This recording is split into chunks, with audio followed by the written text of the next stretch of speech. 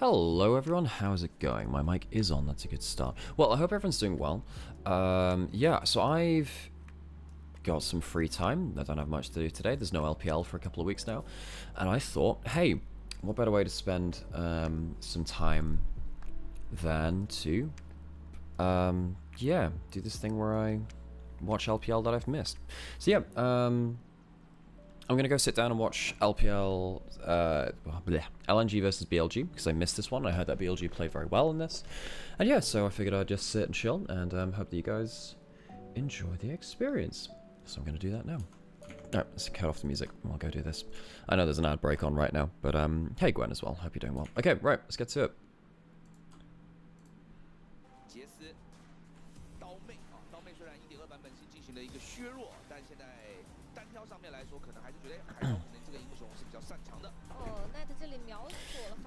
So Knight Haichao on the 1v1. Well, Haichao is a good 1v1 player. The LPL community calls him Chowvi, which I find particularly funny.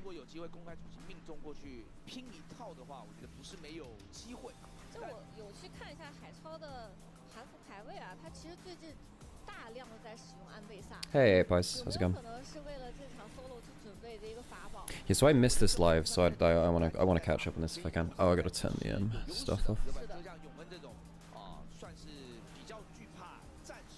And can I turn the stuff off at the top? Or is that still recorded too?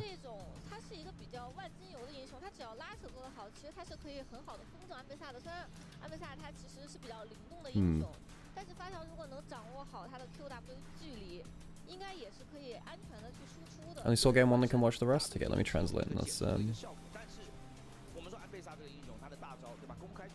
garage list. Can I turn that off? How do I turn that shit off?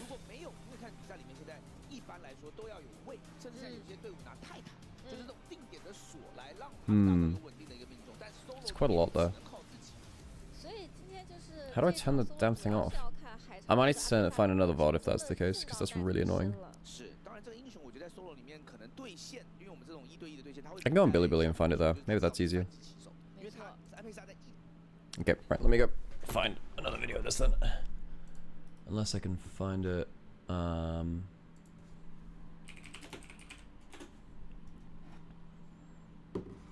that's game one there. No, I might have to go on Bilibili. It's that one. I don't know what quality I'll be able to get on Bilibili though. Might be able to find it on YouTube now though. Let's get one. LNG, BLG.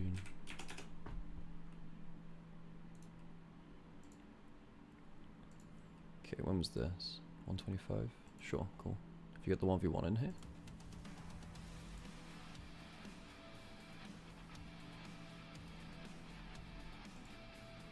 Oh, I gotta log in for that, which is gonna be weird. Okay, let's maybe try and find it on YouTube then.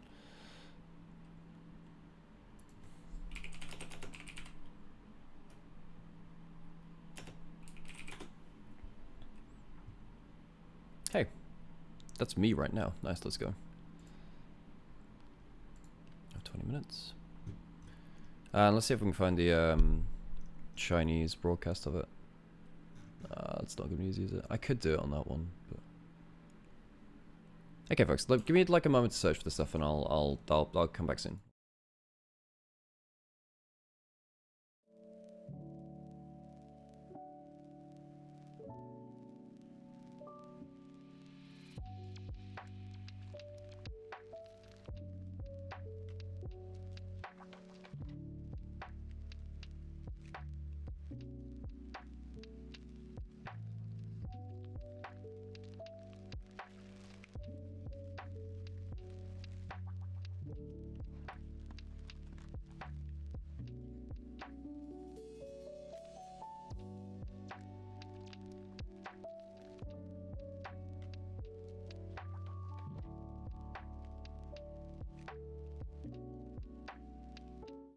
Okay, I think I've found one, folks. This should work. Let's go for this one. That's very loud. It's gonna be less good quality, sadly, but it's not gonna be the worst, at least.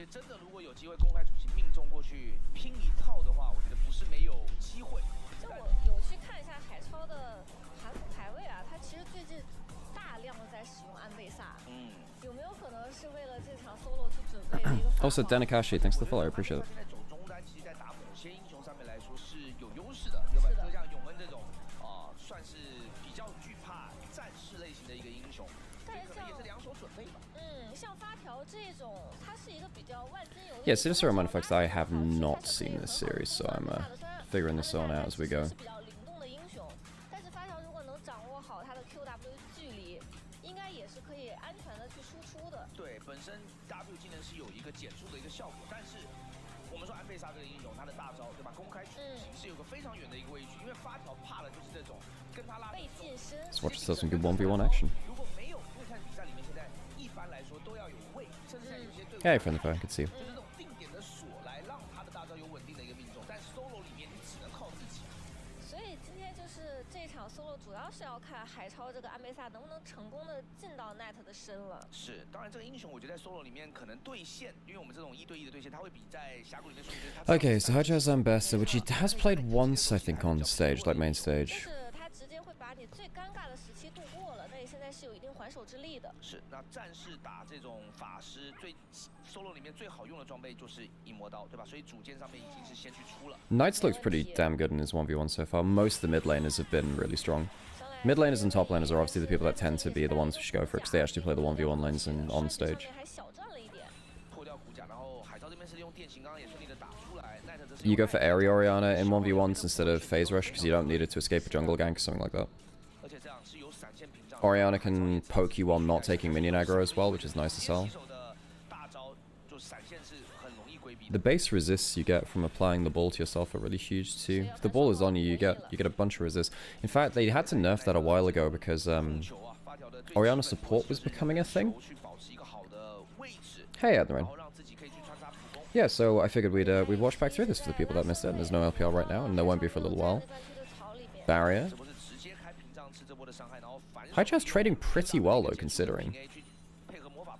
Like, he traded pretty well there and got a barrier pretty nicely. He has Flash and Ignite. I don't think you can one-shot, well, nowhere near one-shot on this one.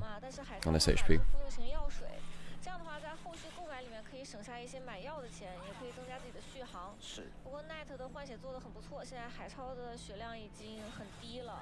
Ooh, nice cat tap on the Q, but you're very low HP. So the thing just every time he ignited to deny the heal.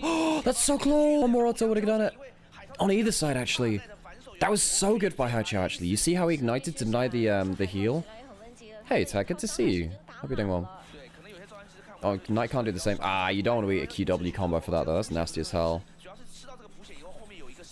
Just the chip damage that Orianna can get onto is insane. Orianna is the strongest laning mid laner right now. If you're playing a mage champion and you want to have a dominant laning phase at the pro level, Orianna is it. Orianna's laning phase is very, very good.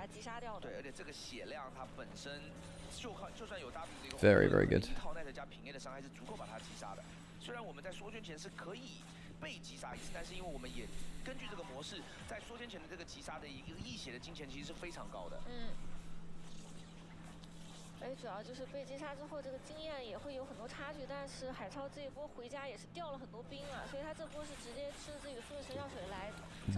Dargudion, thank you for the well, thanks for the hello. Hey, how you doing? I went into my regular spiel when I normally see someone follows, and I realized it was a hello instead.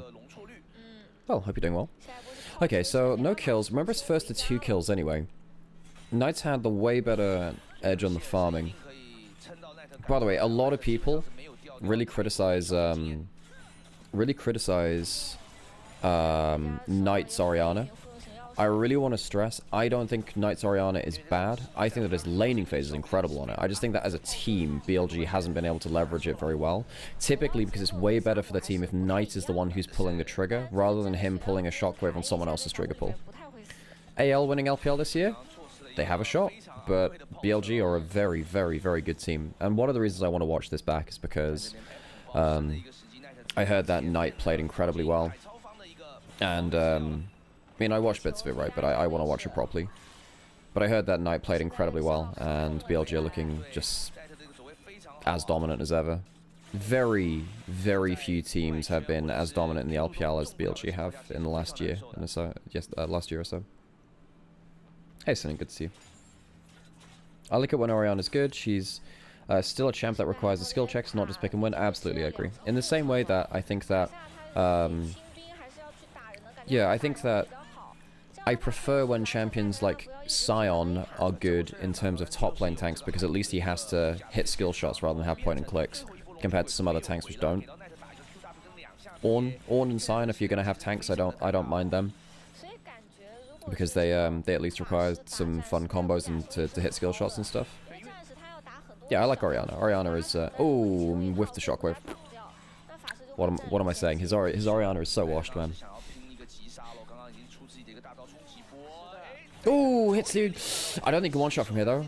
Shield back. Oh, that was so close. Oh my god, so that's 1 kill down. But remember, it's first to 2 kills.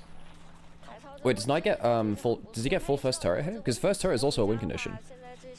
Might actually be worth him dying for this now, you know? He gets so much gold, man. Does he kill the tower first? No, he doesn't, which is why he wants to back now. Because first turret is also a win condition. Hey, duo, good to see you. How was everyone's weekend? I was inducted into a cult by Vitality's coach. There's photographic evidence and everything, which I took myself. I documented it.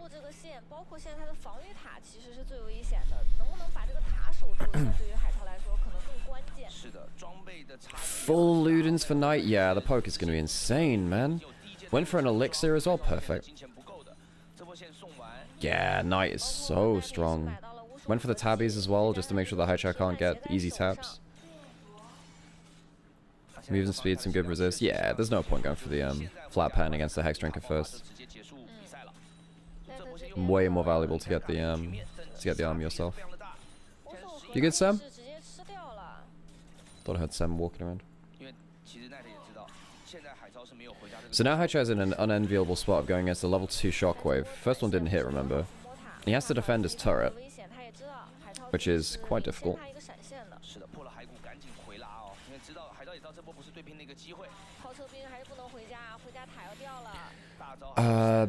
Been good, been to a wedding and a birthday party. Well, what's a celebration then? Haichao has flash, so he can flash the shockwave. Knight, I think, probably just wants a sombrero and make sure that Haichao just gets out of melee range. It's quite hard to hit the shockwave. But what you want to do is force Haichao... Oh, he takes out the shield, that's fine. Gets another tap onto him as well. Yeah. One of my favorite skills about Oriana is mind gaming and using the obvious movement of your enemy to hit good combos, right? Oh, doesn't want to take tower aggro. Does. Gets ignited. There's a shockwave still, but there's a flash on the other side, and he's completely whiffed it. Tower dies anyway. Oriana's too strong, man. Too strong in lane. Hey Sam, how's it going? How you doing? Just streaming. Yeah. I'm just watching back BLG LNG because I Oh, nice. yeah, I didn't see it. Yeah. The So I guess we get into draft now. the usual advert off to the side. Yeah, something like that. How you doing, Sam? Not so bad. Hey Tak, good to see you. Hey Duo. Let me just go back to the start of draft actually, because there's some important stuff in here probably. Well, Bin gets Cassante, that's scary. Well, LPL has kind of been a LPL has kind of been, if you're on blue side, the 1v1 is to decide who gets to first pick Cassante. Yep. Because you have to ban Skarner, Kalista plus one more. Cassante is very good, obviously. Okay, so Cassante Ambassador, that's okay as a matchup. The Jace could have gone into it as well. I'm surprised. I'm surprised that you picked up the Jace and the Ambassador at the same time. You need the Zyra now because you picked up double ADs. What do you mean by I mean? It's weird to have them both at the same time when you're blind picking mid lane. Because Ambassador and Jace are still strictly flexible. But you're still playing one of them into a blind mid lane matchup. Yes. As a Jace or an Ambassador, that's not good. I mean, the matchups are pretty different between the two, at least. So you'd theoretically, if it doesn't matter. You're a melee AD mid. You pick like Oriana and you suffer. I mean, does Jace count as melee strictly? Yes, in early lane, in mid lane, yes, absolutely he does. He is outranged by all of the mages. I'm telling you, man, Knight's gonna lock in something mage-like in mid lane, And it'll be a nightmare. and it's gonna be a nightmare. Yeah. Because you've, hey, Angie, how's it going? Oh, hi, gozaimasu. Yeah, I think it's really. I think this Ambassador Jace is really not well thought out by LNG. You've locked yourself into a very playing against a counter pick matchup with a weak early laner for the lane. Mid lane does not support melee AD champions right now against the best mid laner in the league. It's very rough. I mean, even if it is a flex, it's just not. Hey, thanks for the follow. There will be an answer in some capacity. When is Belbeth getting picked? Oh, that's a great question. I wish I could tell you the answer to that. It's Yikes in the LEC. That's probably your best bet. Yeah, I mean Kanavi played it a bit as well, but then we don't But we don't yeah, the wanna JDG remember. one was not good. Ooh, 2023. Okay, so I am surprised that LNG didn't ban any mid lane champions, but they banned away the mid lane combos to try and disincentivize picking the Orianna. But you could have just banned the Orianna.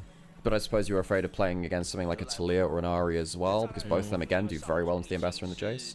They've got a good combo now, and they want a last pick, probably Rakan or Rel, but Rel's gone, so it'll be Rakan, I guess, now at this point. There's Or no way that's being picked Dauntless. away from you. And it's still, and I suppose if what they're also saying here is that actually Joe might have something as a last pick option that would be really annoying.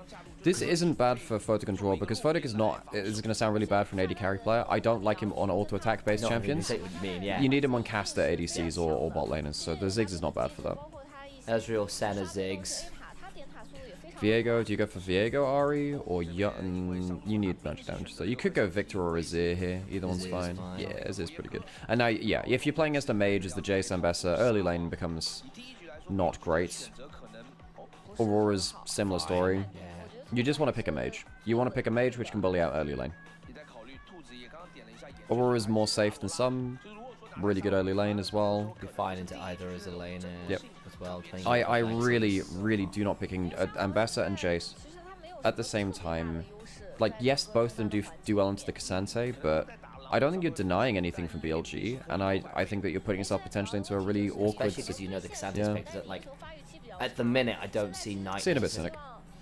Unless there's something in Scrim saying that Knight would just slam one or the other No, not from the on seriously. free rotation, but I don't think that's true off memory's sake.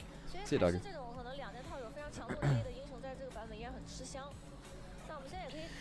Yeah, just a little odd. A little odd. I mean, 'Cause, like- Nautilus is fine with the Ziggs, but Yeah, Joe but no, could end up dying so when or it going comes to forwards like the there. theoretical of the Ambassador Jace into whatever Knight's picking, like, I don't like to entertain the theoretical so much. I like to work on like the information that we do have, because I think that's way easier to communicate. No, I know, just saying because it's a flex, you do actually give yourself more freedom to get out of a dodgy matchup. Not with the Ambassador Jace, because they share the same weaknesses. Do they? Yeah, they're melee AD laners. So if you go into mid lane, I'm you have to still play not against. sure whether I consider Jace fully melee. I'm not sure that's entirely reasonable. If you play against a mage, you will see what I mean. You will see what I mean as soon as you lock in against a mage. And you're like, shit, I can't do anything against this Orianna character. This isn't fair. I will say though, Hai Chao is a good Jace player. He is. He played it well out last year. He is that. It's just that he's up against, like, he is outclassed in the matchup. Oh well, yeah. Because But everyone that's true is. of pretty much every mid laner in the LPL, with your not named Scout or Rookie. Yeah, I guess. Scout can occasionally pull a fast one. Yeah, and Rookie and Knight last year. Oh, last so much spring, fun. so fun to watch.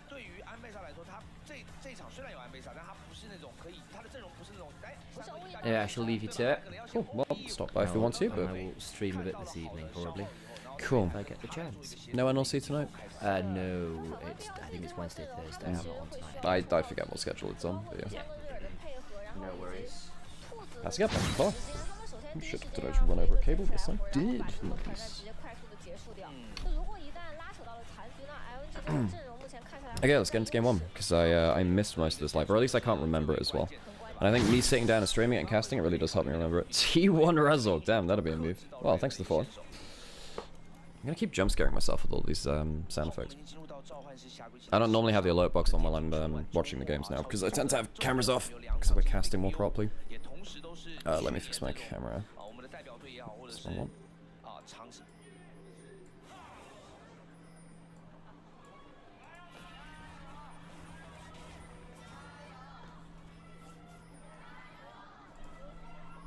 CL faking next year. Well, they did give him a blank check one year. He chose to resign with T1. Obviously he did. Because he's still there. 现场粉丝的一个加油声哦，抱歉太久没有解说，一路上来先想聊天，然后但是哎想起来了，我们这个现场观众都很热情，对吧？都要给到我们战队非常大的一个加油支持。So Knight's Aurora has been very good. And now you have the problem of, you know, if you... There is another point to this, where, what was I going to say?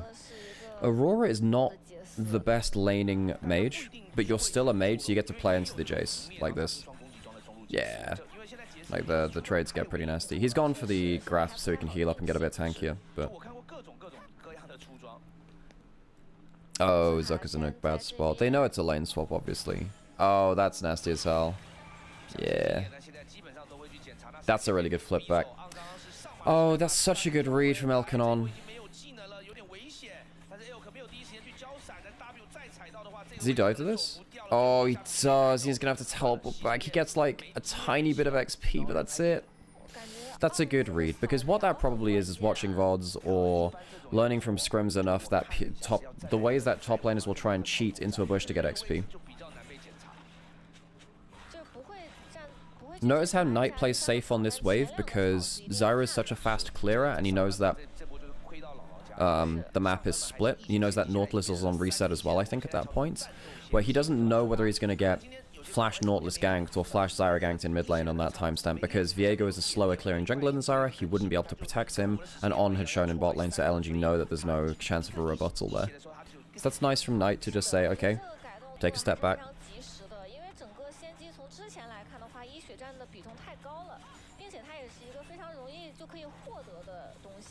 And while I don't think the draft of the Ambassador Jace at the same time has led to... oh, actually, no, he's got W, he should be okay.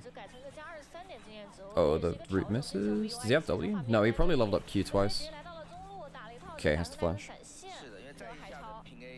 The thing about the Aurora is that Aurora doesn't expect to win lane and mid lane. If you're up against a Jace, you actually can now, though. Because Jace is not good against Aurora in a 1v1. Aurora's full burst is nasty as hell.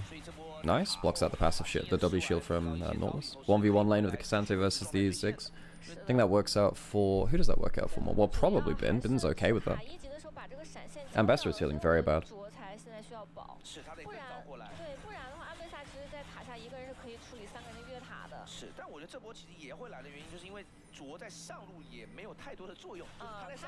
I should probably watch back some of the T1 games as well. I VOD reviewed the DK game. But, so I'm probably not gonna VOD review today, guys. I'm just a little bit drained. Because I had the full LEC weekend.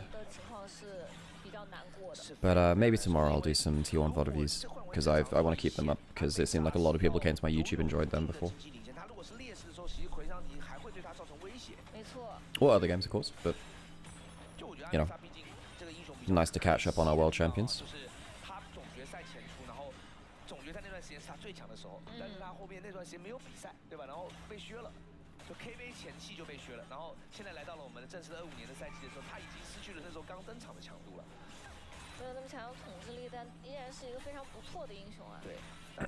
Did you guys see that Bwipo made a tweet? Thanks for the follow, thank you.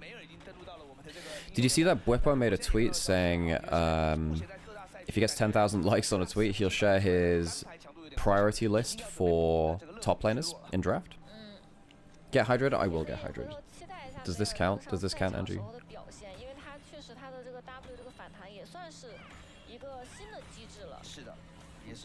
Considering you seem to have only slept based on your Discord message not long ago, being tired seems understandable. Yeah. So I came back from LEC. Okay, I will get an actual... I'll do it after this game, Angie. I don't want to get up right now. Oh, okay, no, I will. Okay, that's a long time. Yeah, so I came back from LEC. I must have gone back at about 10:30 or something. And then as soon as I got in from the taxi, got home, did a podcast, so there will be a EuroLeague episode coming in soon as well. Bot lane's going to mid. Okay, that's not bad. That's a good hook cancel. But you are now playing against a Viego. So even if you get the one kill, you're potentially dying to resets. And you've given over a Jace whose base kit is obviously very good. Wei should probably just flash for this, yeah. Oh, but he can't form change because it's, because that's Jace's ultimate. Sleep, what's that something? Something that we need to live? Yeah. I do float by on a lot of caffeine. Like a lot of caffeine. 那边的草正好微微挡到了，正面直接控到了。是因为这波如果卓哥倒下的话，那 BLG 的战斗先机就会率先获取到了。 I don't think LNG are going to be clean enough to stop at the Viego resets. I think this is if you're playing as a very good team with very good laners, Viego just gives you an instant win condition if you're against a worse team, I think, and LNG are that. I think Viego is a very easy win condition here, just saying. You get a reset, other team needs to immediately disengage, lose flashes or die. Yeah, nice ult from Knight. They funnel into the Aurora, and while Jace gets the kill, losing the flash and Nautilus losing flash too, all of this is very problematic against Knight's next ult. Especially when you have grubs coming up. You get 3 grubs from that anyway at the back end of that. I appreciate Draw and Weiwei comboing up so much though. The Nautilus needs to get value now before the game becomes about Nautilus dying to Viego. Oh, that's another thing too. I didn't call that out during draft. I'm not fully locked in, I guess. Whenever Nautilus is meta, Viego rises in priority, because Nautilus, regardless of whether he is on Viego's team or on the enemy team, this could be an ult over the wall. That's nice to sell that force flash minimum, I think. Does it even kill? It does! Bit is so good at League of Legends, man. The fact that the Cassante ultimate drags you so far away from the wall, the other end of it means that you can't immediately flash over. That's nasty as hell. Anyway, but back to the point about Viego Nautilus. Whenever Nautilus is high prio, doesn't matter whether he's on Viego's side or not, Nautilus will force a first kill in a fight. He might trade 1 for 1 for it, but he will force a fight. And that means that you will get a Viego reset. And if he's on the enemy team for Viego, Viego kills the Nautilus, you get the Nautilus kit, which is insane. But if he's on Viego's team, he sets up really well for Viego's single target combinations as well.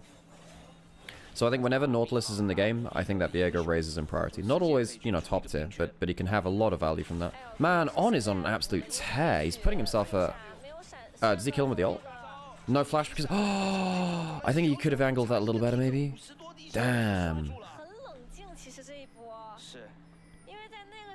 Man, Elk is... Elk maybe could have angled that a little better, but Elk and On are really feeling it, man. I don't know if there's a concoction of all 3, but one of the local drinks here is Cam, or Cham, which is coffee and tea. Because the soil is acidic, you need to mix it with other stuff to make it drinkable. That is really cool to know, Mecha. It's very cool. 3 goes for BLG, 2 minutes until the next next grubs. They want to just dunk down on this Ziggs lane as much as possible so we can't get any kind of gold to fight the second grubs around. If you get 6 grubs on this team, I think you are against double, well, melee-ish solo laners. It's pretty rough. Jace struggles to wave clear here, I think. Credit to Haichao, he's gotten through the early game. But I think at this point now, the point is less about the laning phase, which has been brought through from the Jace versus Aurora, and more about the Aurora has made it through lane and will be more useful than the Jace now. I think that Aurora, if you get through laning phase, is so goddamn strong in LPL. I have no idea why it's not picked nearly as much in LEC. I think Aurora is a crazy champion. Oh, wait. You are very dead. Yeah. And now you get to use Zyra's regular kit, and then you get to go onto the flashless, the bot lane. Yeah, you got the double plants down as well. Nice. Yeah. Great stuff. Man.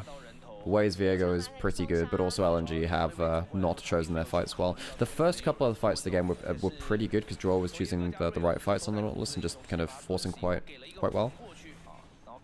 And the first few look-ins anyway, when Weiwei was immediately there. But yeah, if you mess up just slightly, Viego gets resetting, you lose the fight. LNG Ari? Yeah. Hey, well, Scout was pretty good at that pick in 2023. Although his Jace was the real star of the show then, I think. Jace Tristana, Azir. Scout, I wish that Scout had gotten an Azir skin, because he... Oh, hang on. Does he a one-shot? He's trying to avoid the satchel, I think. Follows with the ult. Does he have another Q? He kills her with another Q, I think. Nice! Good assassination. Oh, Photic has had an awful time of it. And normally I'd say Ziggs is one of his better champions. Okay, but now you're going in... But this is what I'm saying about the Nautilus. Whenever Nautilus is in meta, Viego gets a free reset, regardless of which team the Nautilus is on. Absolutely free. Really well played from Knight as well to find that an assassination onto Photic. as LNG were looking to leverage maybe his teleport from bot lane to the Grubs. Because I think the plan from LNG was, Ziggs waves clears bot lane until the fighter Grubs comes around, you teleport him into mid lane, either wave clear or throw an ult into the play. That's fine. Good value out of your third teleport on your team because Elk isn't running the teleport. You have a teleport advantage there. Knight gets the kill, completely dissembles that play. They play around the Viego, 3-man skirmish on the top side. Grubs are 1. You can still play around this too.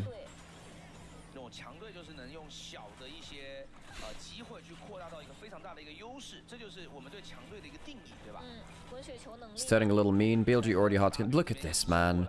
It's so hard to know when you could... Because Aurora could be anywhere, man. That W is disgustingly strong. Gets slowed from that. Only has 1 satchel. Great, very clean combo from Knight. They've punished the Ziggs flash timer very, very well.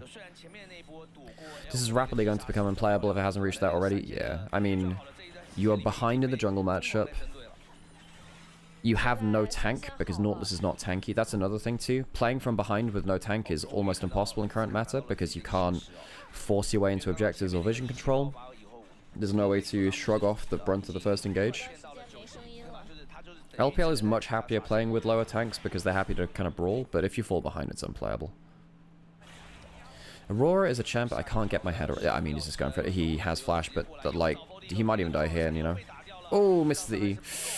Close, close, close, close. But still forces the flash with an ult, and that's completely fine. That's a missed ult from Zerka. Is he going to flash out of this? Maybe. Ooh, if Q3 hits, that's flash forced, I think.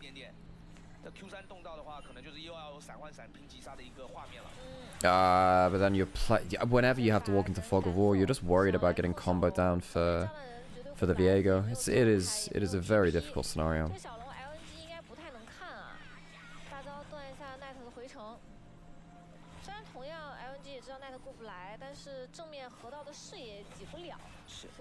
Hacho is going for the tanky Jace build, but I just don't think he'll get tanky enough now. Also, Unending Despair as a first item is not good. It only scales off of bonus health to damage now. The cocktail of stats it gives you is nice, but you really want its second item if at all possible. We're playing with Flyer a little bit there. This is a very hard game to play as the Nautilus now, because every engage you might just lose your team the game with like this. Every hook like that, there's a chance you lose your team the game by giving a reset. Okay, they get on, but okay, they get away with it. They get away with it that time. Had a slight numbers advantage. Maybe Elk could have been a bit closer to put down some covering fire with ult, because they'd already used the 1 cancel, which is easily available onto the Misfortune.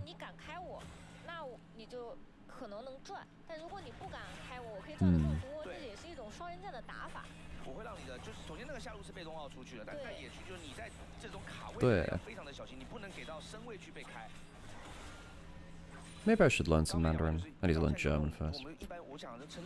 Shouldn't really be entertaining that thought. I have too many languages I need to learn how.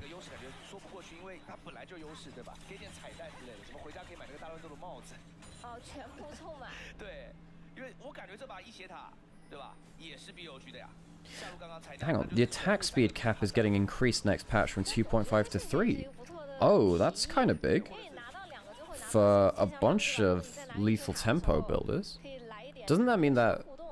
Wait, does Varus already get that with his passive? Does it take him over the 2.5 attack speed cap? I'm not sure about that one, actually. Jinx can go above the cap, obviously. But that'll affect a lot of, like, lethal tempo, Kraken Slayer building champions. Although I suppose the on-hit with the Rage Blade will probably get a little more than that. Kai'Sa gets some ridiculous attack speed if she stacks up fully.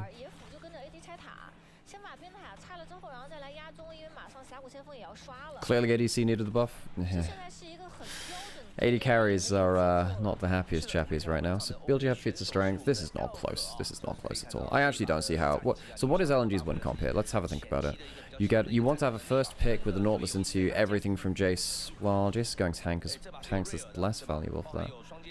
But I suppose Jace and Bessa diving on the same target, Zyra Ziggs being a bit longer range follow-up. I don't think you can kill the first person that easily. Maybe if on mispositions a lot. Maybe if on mispositions a lot, you can get a freebie back into the game.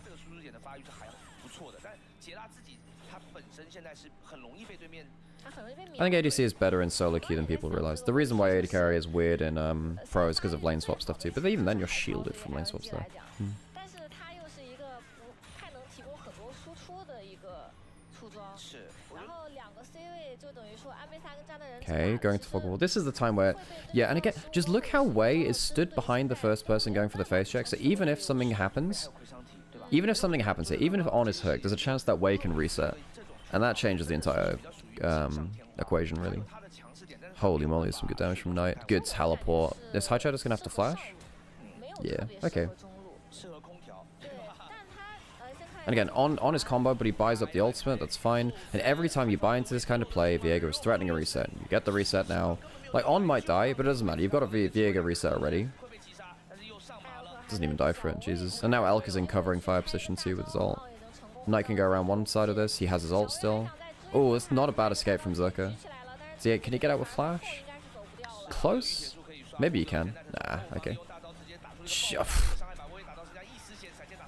They're not able to get the first kill in the way that they want to. If the fight is not won in the first combo, Ziggs loses a lot of value. Because there's so much random movement speed and mobility on BLG as well. You know, 4 out of the 5 champions have dashes, the 5th one has a movement speed buff and plays from range. Ziggs needs people to CC people to consistently get out damage. Can't do that. BLG playing the split fight very, very well.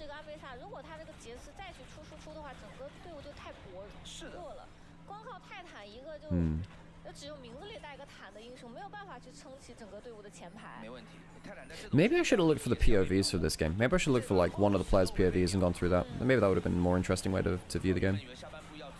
Could still do that, I suppose. Maybe that's a stream for another day. But I do want to do some POV content.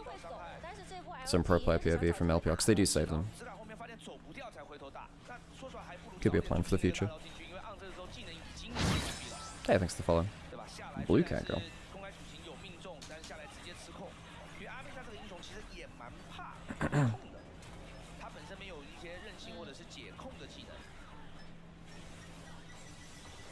Okay, so we're doing the same song and dance again. You're down 1 million gold. Even if you get a pick onto the first target, good chances that Viego resets on you. I really don't think this game is playable now, man. Guess you're playing around a bit of poke, but it's only a matter of time until something bad happens. What's happening with the bot side? Aurora's just used ult. On dies, but what's happening on the bot side of the fight? Zerka's just uses flash. He's gonna die. And you're giving over a reset. Pretty sure that way just kills him, right? Yeah, so then you've given the reset over to the Ember, so you've traded support for top laner. On's dead, but Elk still has ult. Wei has himself the last of Ambassador's kit. He comes out, he's gonna have full kit on Viego.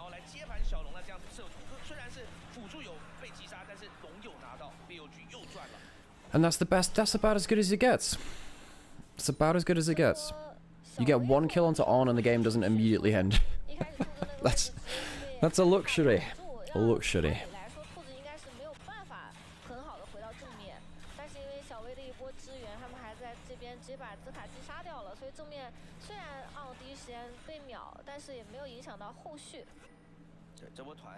BLG 最后他其实可以选择放让兔子去再上内塔，对吧？但他最后的选择是过来接，那结果也是 BLG 想要的。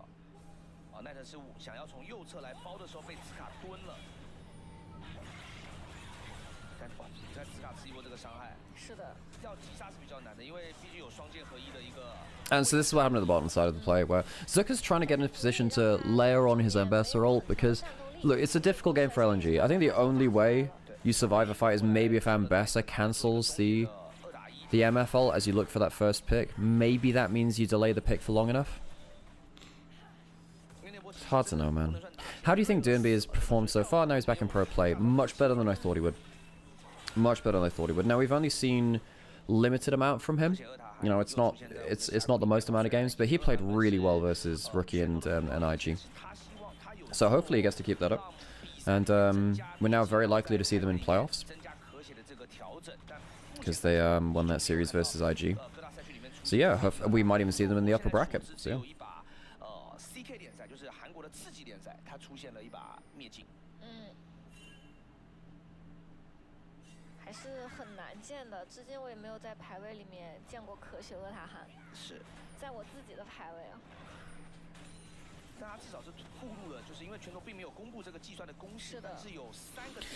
I'm hyped that you're streaming the game later, but how come? So this is not live. This is a replay. This is a replay. Sega facts. So and I didn't catch this live. I wanted to go live today on my stream because I haven't done for the last few days because I was on LEC. And thought it'd be a cool time to hang out, to catch up on some LPL, do things a bit more chill, and yeah, check in with you guys in chat. Both on Twitch and YouTube. I'm streaming on both. So while this is going to be a little bit more chill than the usual streams which I have, I hope it's still a fun experience. I mean LNG are just, not much has changed in the game state, right? They have to go into Fog of War. That's not a bad combo from the Zyra. You stop MF from doing anything, but you give over the resets. You fish for one kill, you give a reset back. That is a really nice Viego ult. It gets him out of the Ambassador ult, blows that combo. High Chow dies, gives another combo, another reset over. Really well played from BLG. I think Knight's angles in these fights has been insane as well. He's stopped grand majority of everything happening in terms of LNG's counterpunch. Knight has effectively just been guarding the sides of a fight. So when LNG look for that miracle cancel onto an MF ult, breaking up the engage, Knight stops it. He's kind of thinking the step ahead. Aside from BLG, what are some other teams to keep eye out for in LPL? Anyone's Legend, I think quite obviously. Tarzan and Tabe came into the team as jungle and coach, and they have looked incredibly good. They are very powerful strategists. That was a very good combo from Knight. I think they're looking very good. I think that NIP with Durnby have looked a lot better than I thought they would do. They took down IG, which was very cool. They've looked a lot better than I thought they potentially would do. And then you have teams like Weibo, JDG, still look pretty good. Tien on Weibo gives them some, regular season hitting power. Oh yeah, so for people that don't know the Atakan attack pattern, it's 2 swipes, shots, 2 swipes, aura. Oh, not the best ult from Elk. But Knight's on the cut. Everyone dies now, right? Goodbye, Zara. Oh, and he uses his ult to get out of the Ambassador ult. Nice. Great to you, Nelly. Thank you. I appreciate it. I appreciate it, man. LNG's captures have been reasonably clean so far. If they weren't down a billion T gold. Yeah, that's true, but also BLG know that they're ahead a million gold, so they don't have to worry about this. You don't have that many ults left from BLG. But you do have a Cassante. Yeah. Guess you don't need all your ults. Oh, and swing and a miss from Photic. Photic has been a non-factor in this game.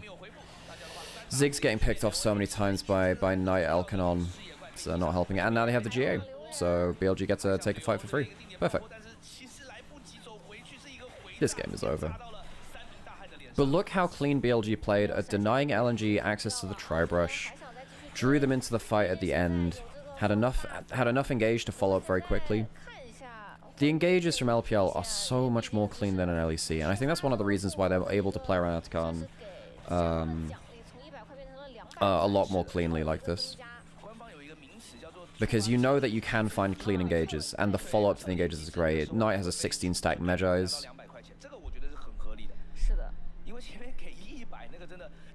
Elk has 1,000,000 gold as well, and he's upgraded the Swiftness boot, so he's going to be following up on plays very, very quickly. There's a, yeah, the way that I describe LPL teamfighting, in fact, I might even do a segment on this in LEC if I get the chance on desk. Because I think it's a very cool thing to learn about, is the way that the LPL team fights and some of the philosophy behind it. I call it full contact team fighting, because it's a cool analogy, and visually I think it makes sense. If someone is engaged onto in LPL, the opposing team doesn't panic, they don't fall back most of the time, they instead jump your source of damage. The team that initiates, if their damage is preoccupied by the other team smacking them back, can't finish their initial pick.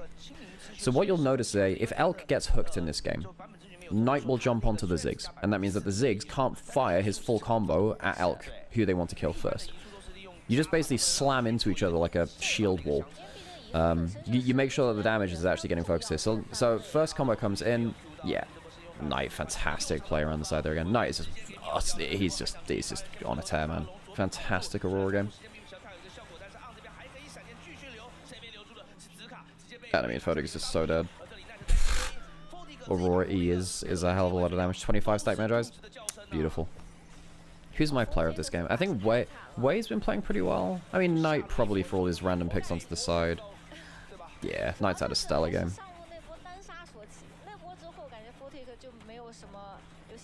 是的，当晚我什么都不知道，我只看到这个兔子一直在暴打这个炸弹人。一开始是瑞尔在链田跳来跳去，然后后面是一个兔子跳来跳去。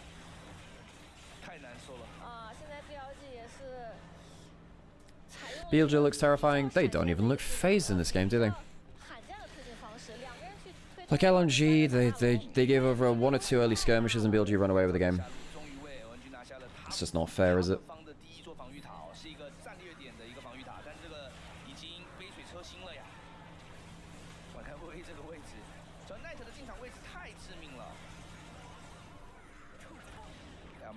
Knight 的一个追杀，小兔子虽然长得可爱，但他下手也是不知轻重的。野区，你看，甚至这一波冰跟 Elk 还在千里之外，但 On 已经走在对面的人脸上了。这也是 On 的风格。 他会喜欢在优势的时候去尽量的给到对面。Got to look at a more even game to see how they fare under more even circumstances. Yeah, for sure. But then the problem is, when we saw this last summer, BLG were barely trying, and even if they did get into like even games before that, they just like outplay anyway. Yeah, Aurora very hard to catch. It's a major 3 dashes. Good luck. Yeah, I can agree with that, Mecha. You know, the early game lead came about. And then the problem is you're playing into... they might kill Knight on this one. Does he have Azonias? 25 stack Megas. Okay, they get the shutdown as Zaka. That's nice. But again, you've now given over a reset. So you trade 1 for 1. You get rid of some Magi stacks. It stops a bit of the Baron push coming through because BLG are not hitting towers. It's a bit of an overestimation from Knight, but... You know, he gets back 2 Magi stacks out of the 10 he lost. He's still over 10 stacks, so the item's still gold efficient. He's got good components as well, the Blighting Jewel and looking towards the Death Cap. Jeez, man, they're so tanky too.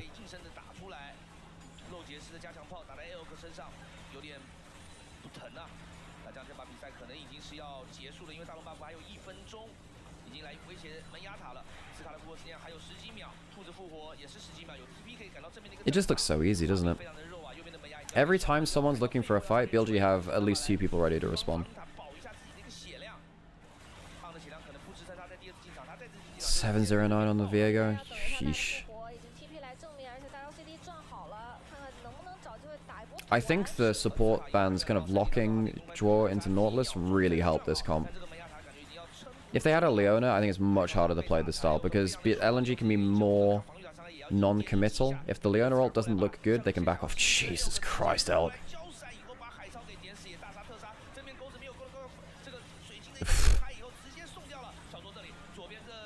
Knight playing asteroids, popping off one end of the screen, turning up on the other.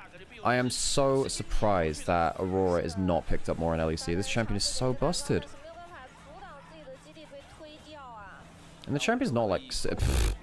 No, Bin ruined his perfect KDA. Damn. I think the worst part is that Elk hasn't had a single good ult. He really hasn't had to do much. He controlled lane early and then just pushed lanes. The problem with playing against MF, and this is something which I think G2 used quite well in their win yesterday. Gives you a very good platform to play off of, where you know that MF will always clear a wave, stop the enemy from clearing the wave very well, and then just turn up to a play first because she has strut movement speed. It's powerful as hell. Okay, I'm gonna go grab myself a drink to fulfill Angie's get hydrated idiot chat command. Feel like people on LEC really rely on comfort in their champion pool. I think that's one big thing. I think some people can't play some of the big picks. That's absolutely true. I also think that just the style of composition in LEC, it's way more defensive. There aren't many good engage teams in LPL and LEC right now. I think Movistar Koi is one of them. They've been playing around the Ambassador Vi a little bit better. Fnatic can sometimes play it. GX can sometimes play it, but even then that's quite inconsistent. Have a nice one. I will get hydrated twice then. All right, let me go get myself a drink, and then we'll get to it. So I'm gonna run an ad break, and then we will be back. Well, I mean, most of you are subs in the chat anyway, because Mecha has sponsored this stream very thoroughly. Oh, by the way, folks, gonna have an interesting project coming up. So if you're watching on YouTube, there will be another place to watch this on YouTube soon, because Sam and I, when we're doing LPL coverage in the future, we're going to be restreaming to Anivia's highlight channel. And doing the stream there, because that's something which they're interested in doing, and kind of breaking into kind of using their audience to leverage co-stream and stuff. We'll be getting the proceeds from that, so obviously we're not getting scammed out of anything, but it means that we get to kind of provide to the Anivia highlights channel as well, because there are like 3 or 4 big highlights channels, and that's one of the bigger ones. So yeah, you'll be able to catch us there on YouTube, and hopefully be able to get out to a larger audience there, and hope you get to enjoy that too. So yeah, we'll be doing that, and maybe looking into some other stuff too, just trying to leverage our LPL presence, and yeah, not fall behind the curve, get some content out there. Right, I'm gonna go get myself a drink, and we'll get into game 2 just after that point. I'll I don't know, put on some elevator music. Okay.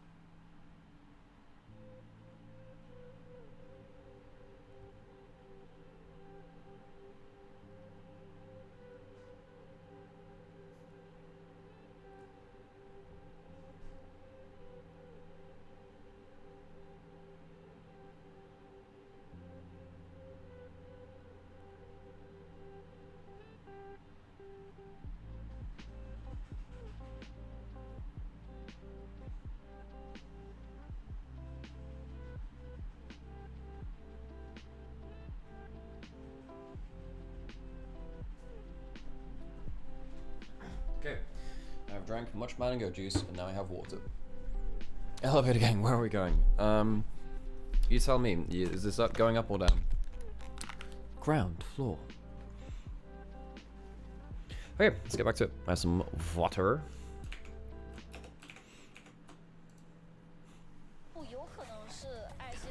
Okay, anything interesting here?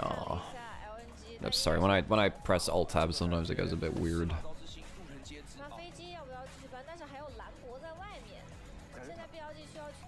Okay, so you can't. There's one less AD mid in the chase. Yeah, Rumble Sejuani is quite powerful on Maokai now because Rumble's been left up. I'm not gonna move my camera again. Sorry, I misjudged it. It's because of the extra bands on there. No, there is Vi. There's no Nocturne, but you can go Vi Oriana. Now, oh yeah, Vi could be picked up for LNG as well. Vi Rumble is very, very powerful. You could pick Anti-Dive if you know that they're going Rumble plus Vi, but Rumble kind of bypasses a lot of your answers into anti-dive comps. Because typically, if you see a Vi, you want to pick stuff like Braum, Zyra. Rumble doesn't care about that because he doesn't have to go melee. Dracula, thanks to Flo. You ever been to Whitby this time of year? No, a bloke called Bram Stoker. So they are going towards the Vi, they are going towards the Oni. So this is heavy dive. Again, Rumble doesn't have to go melee, which means that if you play something like a Braum, Rumble loves it.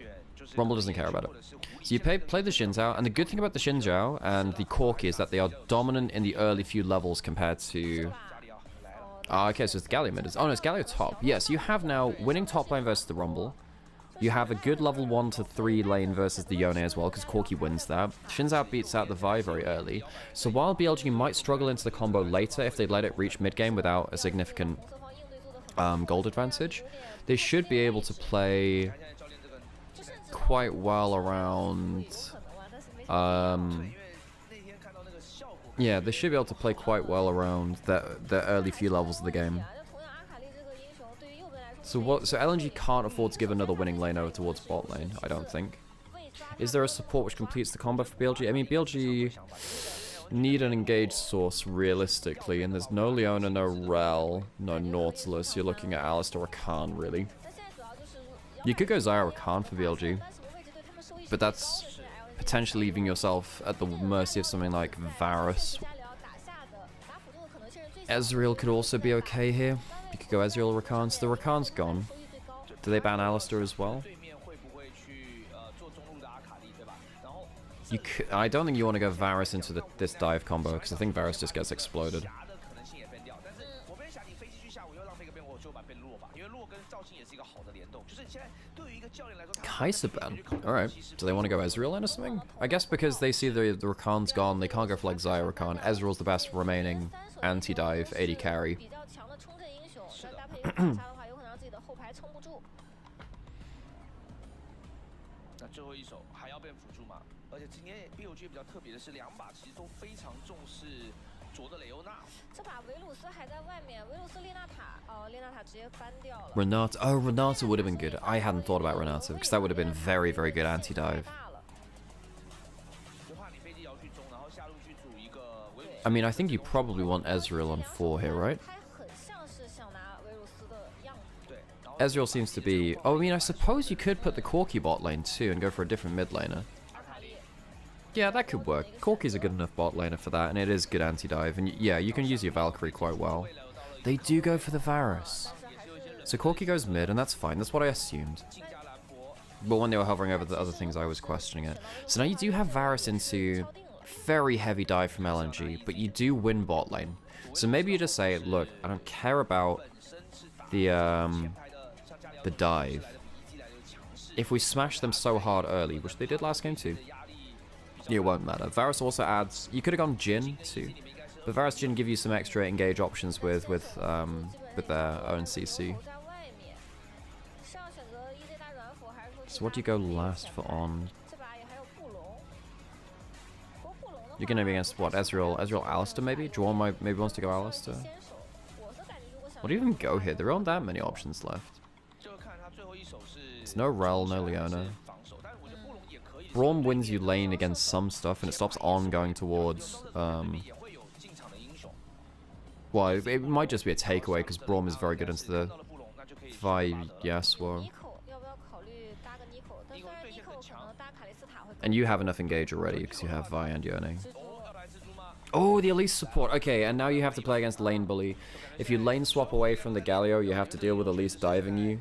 Yeah, that's good. I hadn't thought about that. I need to add the Elise into my headspace. 很久以前就有了，但是 Because right there, it's a case of Elise bullies Braum, so LNG don't necessarily want to play into that lane. 塔性能。 But Elise is also very good at lane swaps. Elise might be the best lane swap 前期必须做事。 support because she dives towers so well with repel. 会上来会说没有那么 And if you start E level 1, you can 的话，其实 because the cocoon is like 1.5 seconds or something at first rank, it's insane amount of CC. It's very, very powerful just to allow extra auto attacks to come through. Apparently a lot of at least supports are going for cocoon level 1 because the CC duration is so insane. 冷门的英雄，但是如果适应这个版本的话，你会觉得它很好用，但这个英雄还是要比较把握自己的前东西啊，它很需要熟练度。对，第一是你的操作熟练度，就是他的后期的能力其实没有那么的强，在打过程中，他作为一个打野位，因为就是全中加强以后，他有段时间在打野位都在排位里面 OP 了，后面被削，但是这个英雄就排位里面他有什么问题，他在比赛里面是一样有这个问题的。没错。可以看一下 on 这把的蜘蛛，但 LNG 这把阵容其实挺完整的，我觉得这个阵容其实是有比上把发挥的空间的。看起来舒服很多。对，但这把阵就是你得 Am I galaxy braining or shrimp braining when I'm thinking that something like Nami is completely overlooked for anti-diving? Yeah, it is. It is. I think Nami is very good at anti-diving. It kind of splits up the team, right? Less good into Yone, Vi, because they go unstoppable when they engage. 而且那天 BR But pretty good on the whole. Very good in stuff like Shinzo. 也是会让很多观众没有想到。 LPL supports are kind of bad at enchanters. Yeah, there are a few which are very good, but Leona Nautilus was the meta which they felt very, very comfortable on. I think there are players like, I think Crisp, Mako are better on enchanters. 好 LNG 对 On's pretty good on enchanters too, like his Lulu and his Nami are good.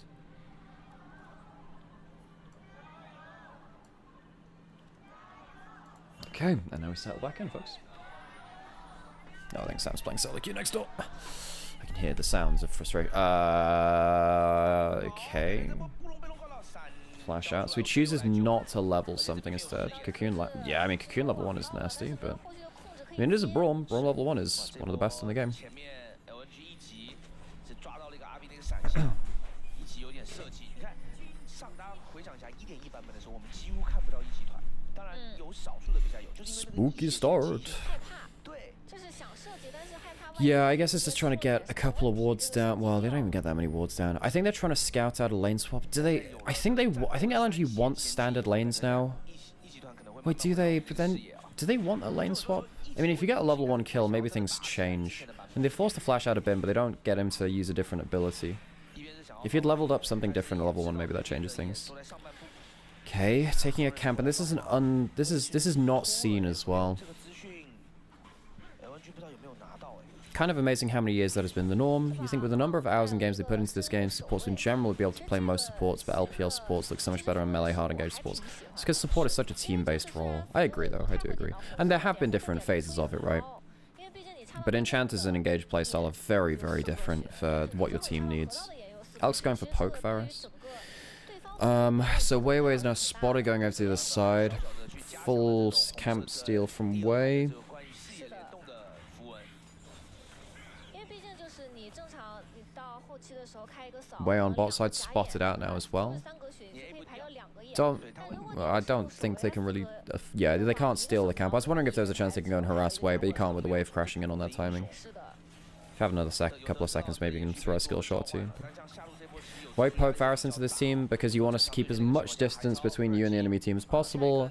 And if you go in, Varus can't follow up on dive plays yourself that well. Charging up the Q. Wei's charging up the Qs, you'll have an instant knockup. Brawn passive's used. They can use the repel. But they don't get the kill. That's a lot of tower damage. That's as good as this dive gets, by the way. Ooh. L, does he kill anyway? Wei maybe could just kills anyway. And he does. Okay. Okay, it's a hard dive, but the only reason that works is because you have the Elise. 波的话得等 However, big things to note is that, so tower damage ramps up quicker and stays heated up longer. So, BLG 烧组应该也 the tower is just nasty as hell nowadays. Bin is dead, I think. Yeah, Wei just kills him for free here. Okay, so Bin overpushes on top side. 可能有一点 Cooked. 危险了，因为没有闪现。 That's good for LNG at least. Sad that the kill goes to Via, not Rumble, because Rumble does need quite a lot of gold to get ahead of this curve matchup now. 机会。好，布隆这个选择 Damn, at least Cocoon is a lot of CC from that range. 不错，但刚刚那一波必有序还是越成功，因为蜘蛛就是可以比你多扛一下啊，因为没有那个掉天的话，任何辅助刚刚那一波 And we 需要 did say BLG 所以这也是 they maybe don't have the best answers into LNG's dive. I guess Rumble's pretty good into it, I suppose, but 第一波算是 stops a lot of the equalizer damage coming down. 没有后续的进攻。 But the way that BLG deal with LNG is by beating them in early lane comprehensively. Because the bot lane wins, the top lane should win, and mid lane wins as well in the first few levels of the game. Top lane blue flash, dies in a 1v2, over pushes a bit, because Galio can't help but push in the wave sometimes, because his passive is AoE, so you can't even just last hit normally, sometimes you'll just splash damage to the minions around it. Nice from Knight. 功能就是前面跟着打野来做一个双打野的做事。也是可以一直去给对面野区填 No 压 vision 力 from Weiwei, 而这 can't 把 look for the 还有 smite 带了 steal. 一个传送 Secure 回 rather. 线速度很快。这波虽然被打断了回城，但是没有掉兵。因为毕竟中单是一个飞机嘛，它可以去选择一个破壳流。是的，对面小脆皮都是小脆皮啊。 Yeah, it's one of the big issues with Galio is that you can't help but pushing lane, kind of like a Tristana with explosive shot. You have a lot of constant area of effect damage which affects minions. Even if you are trying to last hit as best as possible, you will be dealing extra damage to the wave, which kind of sucks for your wave control. 相当的不错。 A 出来一个电刑， Volatile Spiderling, such consistent poke from Elise. 交易去躲 Q3没中哦，戳鱼线没切到。但这样暂时两边开始对刷一下，走位不错哦 ，40和 L 可这个 Q 技能是空掉了。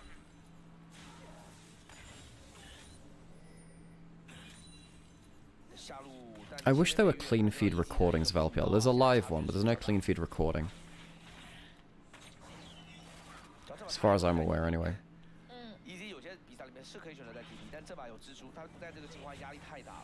是的， Okay, Wei's actually here to protect the dive, protect the crash this time, which he wasn't before. 前推线， I mean, look, eventually Rumble will 插一波， really struggle in this matchup. 打2打的话是 Oh, that's a problem. Does he have flash? He does. I don't think it matters, is it?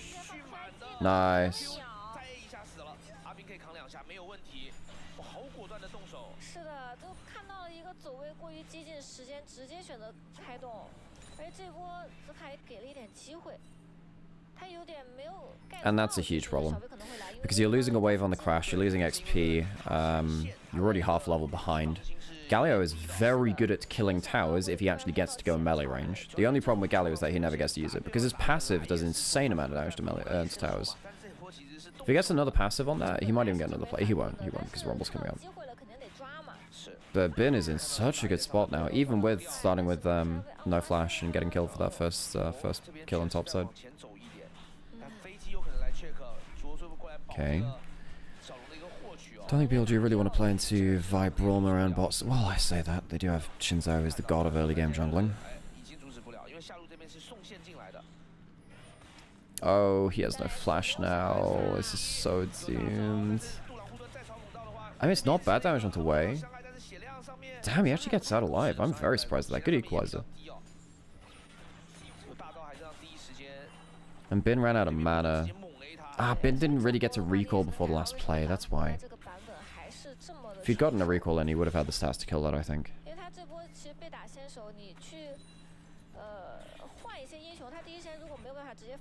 Or at least had the mana to ult Wei so he could stay in the play.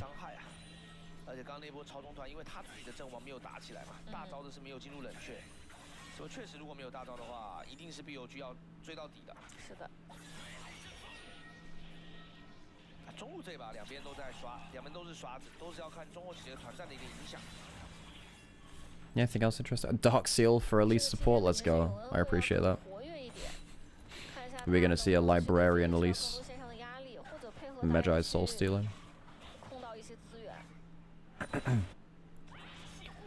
Wei camper to ahead away, but that... Oh, we have the Wei versus Wei matchup. I had completely blanked on that. That's wonderful. Oh, nasty. I think Wei Draw got hit by the Varus ult as well, even after the cleanse. He might have to ult now after the pack. Was wondering whether Wei would pop ult early in case he thought he could get one shot by Vi at this iron breakpoint, but that is very overestimating damage from me, I think. I think Vi would just die on the play.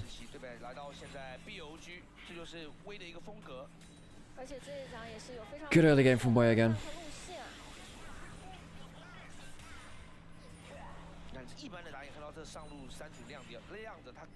You know, there were a lot of questions about BLG, okay? They let go of Shun, who was part of the huge part of the domestic domination that they had, but...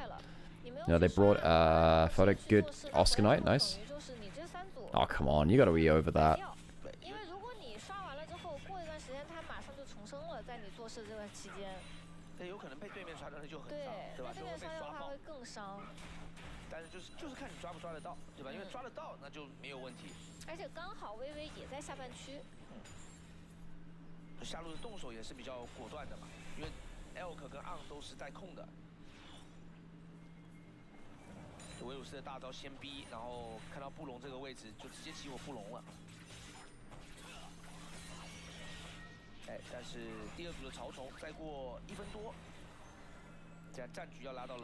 Alright, so second grub spawning in a minute. We'll get resets coming through from that on the next wave or two. LNG moving their bot lane a little early, which means that maybe he has teleport. I wonder whether he could have gone for a plate and gone for that. I feel like there was an angle for him to get first item before this if he really wanted the... I suppose maybe they don't need it because they're so strong anyway in this early game. Ah, I think he was trying to spook Zuko because he was sitting in that brush. If Zuko had saved the extra wave, he would have been able to ult him and get a huge chunk out of him. I guess all that would have done is get Zuko's teleport there. It would have had to be a full kill.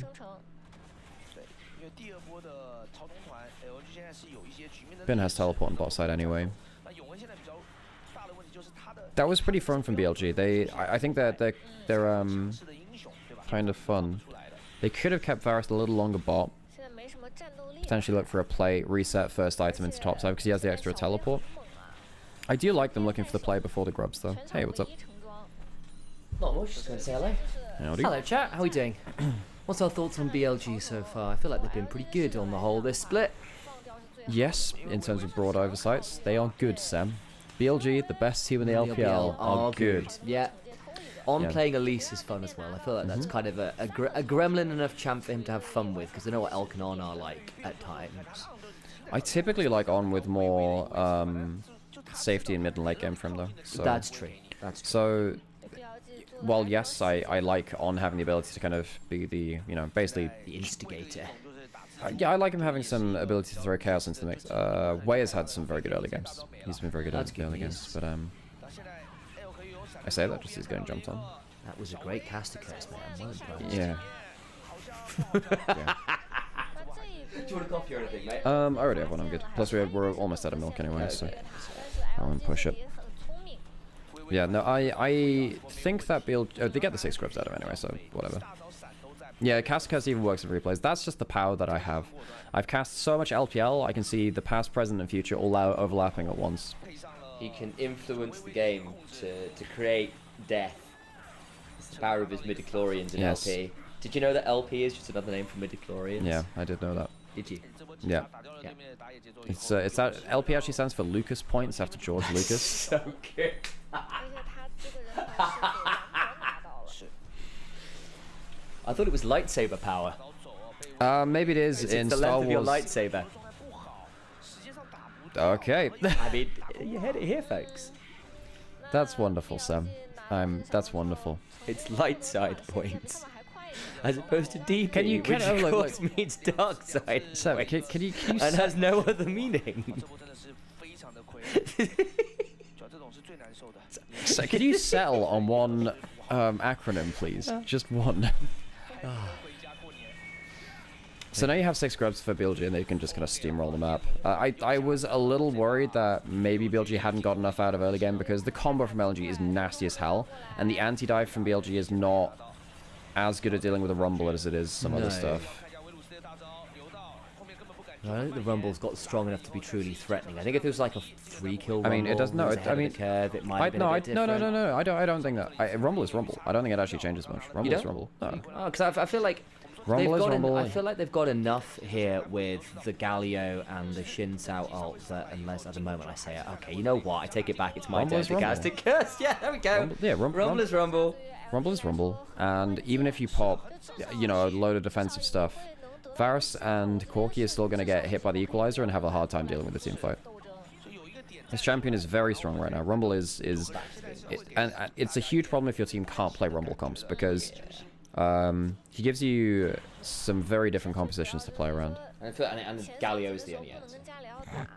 Many lightsaber hilts have adjustment Yeah. tiles to change the length mid-combat. They're very No, true. so funnily enough, Darth Vader also has an adjustable saber length as well. Yep. He's yeah, his lightsaber was an interesting one. He has like two crystal cores. Not crystal cores. Yeah, he has 2 kyber crystals inside his saber to do the same thing. I didn't realize that Qui-Gon did it. That's very cool. It's when he gets to the door right at the beginning of the. I didn't realize that was through a Yeah, so to get thingy on though. play to go a bit Can further. you make a really small one? Yeah, maybe. This is the problem with the comp, where you feel everything's cool, and then they dive on you, and it's kind of crap. This is going to be the problem later on into the game, where if BLG give LNG a good engage angle, they don't really have tools to bail out of it easily. Also want to say, Dracula, this is the correct chat to have your first chat be a big Star Wars trivia point. I do have. You're among friends. I do have 2 lightsabers over in the corner though. True. I 2 nice lightsabers. I've got one from Saberforge and one from Padawan Outpost. They're very cool. So one of them's a Profi soundboard. The other one is a Golden Harvest V3. Both are pretty good, actually. They are. I like them a lot. Need to find more reasons. If we actually had like a backyard, so I could do like actually learn some Oh, some cool stuff, that'd be Sports cool. would be great. Well, Ludosports is different. But I mean, like actual lightsaber fighting. Yes, but I was thinking more like show-off stuff. Oh, fair. That's it. That also would be cool. Oh, okay, that's pretty good. Nice. That's not as much damage as they thought it would do, though. Okay, so what BLG are trying to do is jump on a part of the engage combo before they can really set up things. This is, again, like an LPL special. You can't play your combo if part of it is dead at the start of it. So if you manage to get a snap engage, it gets really, really powerful doing stuff like that. Great equalizer there. So, It's fine. It's just that you don't have the CC on top, you don't have Viol, and I Yone's only dead. tagged one person, is my thing. He was trying to deny access into the fight. For Elk, yeah. So I'm just not sure how much value it really He was a defensive ult, I don't mind it. Trying to split the team. I think at that point you are kind of just on panic stations. How can we make this less bad? Than it, yeah, that's true. I'm just thinking if that equalizer had been a little bit closer to home, I think you could have denied the engage a bit more. Don't think it's necessarily true. Because I think the damage was done. The Yone was dead, which means that a lot of your ability to pin people into equalizer has gone anyway. So you're not. Yeah. This is a really good pick. This is a very good pick. Knowing that Knight could jump beyond tower and get the follow-up kill, the follow-up damage was really important. But then you don't have a Vial. Xin Zhao stacked up full Conqueror. So the equalizer here, I'm just like, I don't know. No, it tags onto Knight and stops him getting back into the play to get auto attack damage down. If Corki gets an Q off. No, he should have gotten a lot more. Okay. I don't know. I think I want to. Oh, yeah, that's just me musing. 6 scrubs, he gets to shred towers whenever LNG aren't in position to engage on you. Dragon's up in a few seconds as well.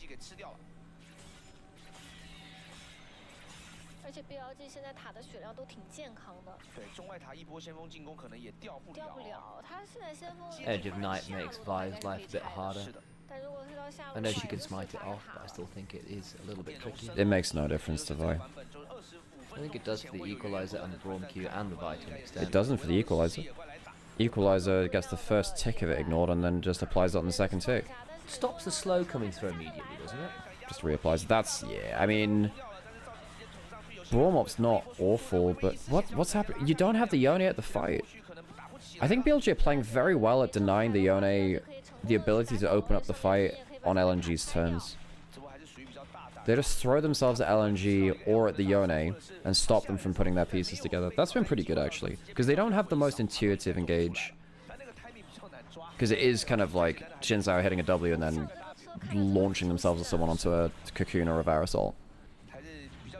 So this game is very much kind of like quick, snappy picks from BLG, which kind of explode into larger fights on their terms, as opposed to LNG's more traditional engage combo.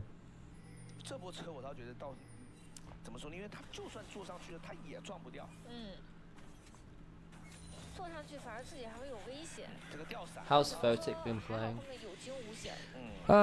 Game 1 not great on the Ziggs. Photic's been bad so far for LNG. His first series was poor. I remember that. Very poor. This one's been... I'm not going to say it's his fault. He's playing against very good players. Game 1, he was on Ziggs and he just... Knight assassinated him 3-4 times in important spots. Okay, so... 6 scrubs. Galio's getting to a point where it's hard to pick him off, so he can actually be a safe pushing side lane. Corki's about to hit 2 items. Gone for this Tabby as well, which does start make it hard. Wow. That's as hell. Anakin Massey is the best skin. I like that skin a lot, yeah. Chosen, isn't it? Chosen, yeah. That it one's even really makes cool. a lightsaber swooshy noises yeah, when you it press does. Q. It does. It's great. One of the better auto attack sounds. That and Ether Wing Kale, but they removed that one, Yeah, which was it's really very sad. annoying. Dust in the Clockwork, never forget. They made Kale into Judge Dredd, which really annoys me. Like Kale skins, I preferred most of her skins before her rework. Actually, I think Viridian now looks good, but Yeah, Viridian was cool. I don't like the voiceover at all and the sound effects. I can't believe that they downgraded Etherwing like that. Goes to be in red and blue, yeah, because of the W activation, yeah. The amount of Giga Strong things teams have to fight over now feels too much. Grubs, Dragons, Shelly, Baron, Atacam, Plates, and Alder. There's a lot of that. Valorism, thanks to follow, appreciate it. I think there's an element as well of, particularly with feats of strength, just adding that little extra bit of anxiety, even if it doesn't change win rates. The perception is bigger than anything, because so you actually don't get gold from first tower and first blood, which evens out, I think, actually the impact of the early game objectives. Yeah, it does. Jamada had a bit of a rant, which I agree with. Basically, just, you know, why is something spawning all the time that we have to fight over, guys? What the hell? I understand that because it feels like it overcomplicates things. Trying to introduce people to esports is this is a big thing as well. Talked about this in LEC. I might even share this on stream after we're done with this, but know your differences between top lane and bot lane Atacans. There's only one tribe rush in top side, and it means that LNG can't just walk into river and contest the I think at least Vi can get over the wall, but if you were on like a Zyra or something, it's miserable trying to contest it properly because you can't get the smite range. You get your plants over the wall, that's nice, but actually smite fighting's a nightmare. And there's no None- good vision lines that- unless you've got and it- wards so- over the wall. And if you lose load, have no vision control. This is more about the contest at the objective for me, really, because you saw like 3 people there, and Braum obviously can't walk in and do it the same No, I know, way. I'm saying like contesting from blue side is miserable because you don't have an easy access. Like you have to go through lane or through river. You don't have that kind of direct line in, so your line of sights are really limited, especially if you don't have vision control. And actually access to the pit, such as it is, the zone. Yes. Am I streaming on Twitch as well? Yes, I am. Yes, I am, Superman. Wait, Superman Unk. Sorry. Not Supermanic. Sounds a little bit different. Yes, I am. I tend to stream on both. Okay, I'm gonna make myself a coffee.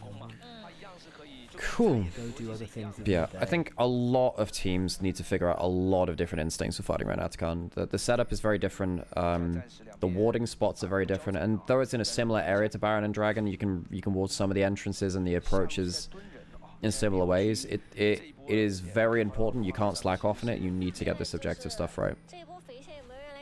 I think teams haven't really nailed down how hard to fight for tribe rushes yet.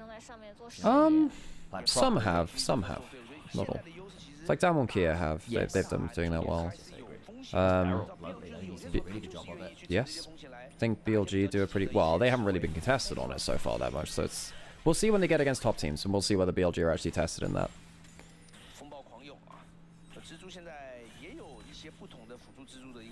Yeah, that's true, Mecha. I mean, that's meant to be the point. I think it is meant to be that Atacon won't end the game itself, but by taking it, it will lead to the game-ending fight. So I suppose by chain of effect, it kind of does. If you get a clean Atacon take into a clean objective fight, it does end the game, realistically. Yeah. I think we're seeing a lot of Oh, yeah. teams be willing, even if you're in Fun. the lead, to wait a few minutes after the spawn to try and chain it into Baron in particular if it's top side. Okay, well, LNG have been... Yeah, so you have to double up and, like, really... This is one of the ways you deal with a top side Atacon. You push out top lane super hard and you kind of approach through that lane. It's like in the same way that mid lane push is very important for other objectives. Hang on a second. Okay, we're good. That's an ult of all time.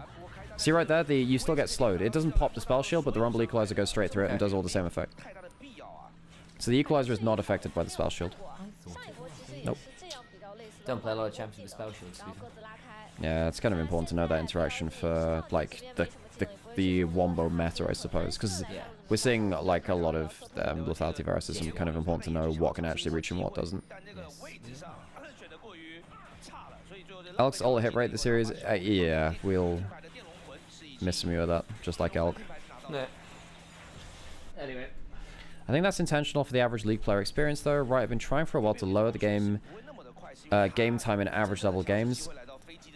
Yeah, I understand that. In Pro, it's not... in Pro, it's obviously had a different effect.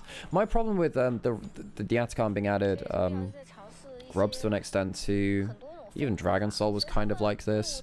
It's really hard to explain it to new people to the game. You know, it's very easy to say, win a big fight, take towers.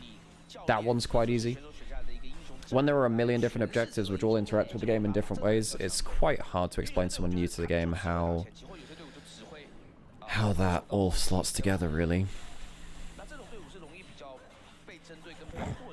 Hey, oh yeah, back when Varasult was 100 width, 100 unit width skill shot, it was like as thick as one Teemo. Very easy to miss, actually.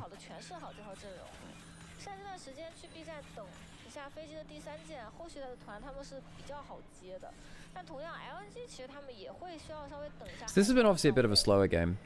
I think BLG are really wary of slipping up and giving the engage to LNG, because that is now what this game is about. Can LNG get the one good engage to then end the game? You have 1.5k gold lead onto Rumble. Bin's been dropping a couple of waves for Elk and Knight, which is understandable. He has 2 items now. He's reached the items he needs to be useful in Galio against Rumble. And he's still getting some XP. You can see that Knight is up half a level. Elk is up 2 levels. Those are the beneficiaries of Bin dropping waves. Yeah, so BLG... Ooh, that could be a play. Damn, some good damage. And I think High Chow's kind of shut up shop a little bit, because BLG were obviously focusing down High Chow earlier into the game. Because if Yone is down, it's much harder to find her engage combo. Okay, so now they've pushed them out of top side, and now we have this problem again of LNG need to hard push out top lane to then go into the Atakan pit. BLG not tanking that as much. Good engage by Wei. And they get the Rumble, who doesn't get to use his big gold lead. Alright, okay. That's now game over. You don't get to fight this anymore. And then you're going to give out to Khan. That's going to go into Baron, and that'll be the game. You've lost very few HP bars for BLG. Fantastic engage from Wei. Fantastic engage. Don't even need to face, don't have to rush down the Yone this time. Get the Rumble instead. Love to see a replay. Well, we will get a replay of that. Almost certainly. So that'll be Atakan, reset Baron. Dragon afterwards, probably. They probably... Wait, do they go straight onto it? Do they reset at all? Giving up an objective bounty in mid lane. Mid lane turret and a camp. Is Elise engaged? Oh, sweet, cool. Cool, thanks for that, Croissant. Appreciate it. That makes sense. That makes a lot of sense. That's why I wanted to replay, because I wanted to see if how On tagged onto that team. Alright. I'm sorry, On. I misattributed things. Okay, so mid lane turret claimed by LNG does give you a little bit of space to put down a ward or two, which can maybe lead to a big team fight. Maybe with Yone over flying over a wall. So what I would say. Ah, does he stay in this brush all this time? Oh, that's insane. Okay, yeah, that's really good from On. How did I miss that? Man, I'm really not locked in. It's been a long ass weekend. Yeah, it's really hard to find clean engages from BLG's comp, but that'll do it. That'll do it. And he has the Ionian boots as well for extra flashes. That's cool. I like that. Hey, Harold, good to see you.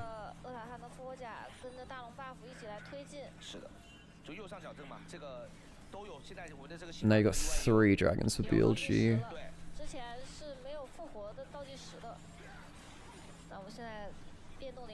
Bloodthirster for Knight, which makes it even harder to really like get lasting damage onto him.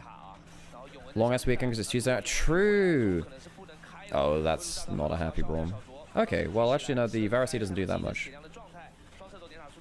Braum hasn't even maxed. He won't have his shield maxed yet though, because you go 3 points Braum Q into Emax, 3 points Q for laning phase. So his shield is still on a long cooldown and doesn't have the maximum damage reduction. Yeah, we hit a Varus ult. Does it matter? No. Yone is pushing a lane. He won't be back in time. He should have teleported to a turret instead. Snudgewar's dead. You have no Braum to protect the team fight. Atakan is still up. You have Baron. Knight can play like an absolute psychopath if he wants. Yeah, that's not a bad Yone. He actually hits both carries with that. The equalizer's pretty good too. That is as good as it gets. But it is Atakan, and you still lose people. Oh, and you actually get decent release damage too. And Wei's still alive, by the way. Wait, Corky teleported back? Yeah, damn. Okay, really good game from On and Wei this game. On and Wei comboed up incredibly well. Have I ever thought about becoming a coach for a team? I don't know where I'd start. I've thought about, I've thought about joining a team in some analytical capacity. I don't know whether, I would need to learn a lot more about the craft of coaching in terms of being a leader and a mentor for that sort of outfit. I've been in leadership positions before for university projects, as in, like, I led the gaming society there, which was 200, 250 people strong. It was a pretty big outfit. And I planned a lot of events, shared meetings and stuff like that there. But it's a very, very different environment and a very different skill set for being, someone in charge of a competitive outfit. But yeah, I have thought about it to an extent. I think most colorcasters have thought a little bit about that at points, being an analyst or a coach. Okay, folks, I'm going to go take a quick break. I'm going to run some ads, just so you don't get pre-roll for the next game and stuff like that. And then we'll get into things. Okay, getting towards this. Right, going to run some ads, and then we'll get towards the next game. Okay, 1 second, folks. I'll leave on the elevator music again. Thank you, Sessions Diana.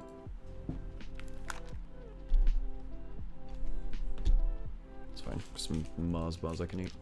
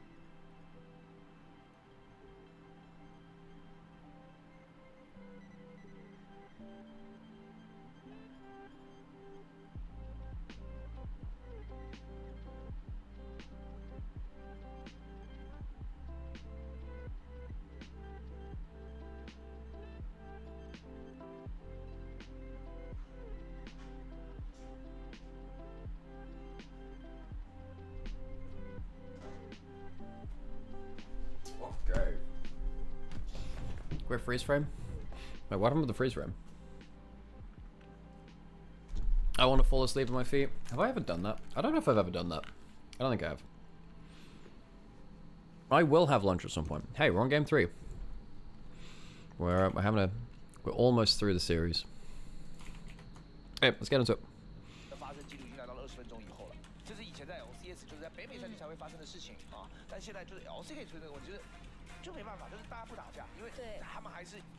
Late stream today? Yeah, I had a bit of a lie-in because it was a long LEC weekend.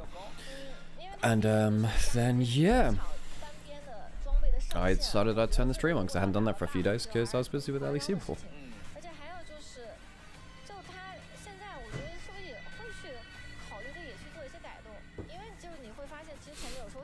Hope you're doing well though. Okay, so we still have Nocturne up. Vi was picked by LNG last game. Callista, Corky, Ezreal, Varus are gone. Might be opening up Jhin and Ashe stuff now.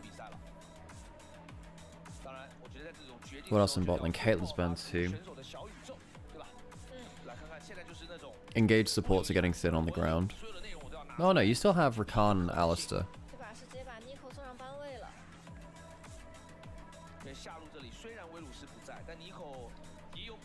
Oh, the Nico, yeah, because you could have gone Nico support with something different. Okay, so they go for the Nocturne, and I think this is important. This will be a thing which crops up more and more in Fearless.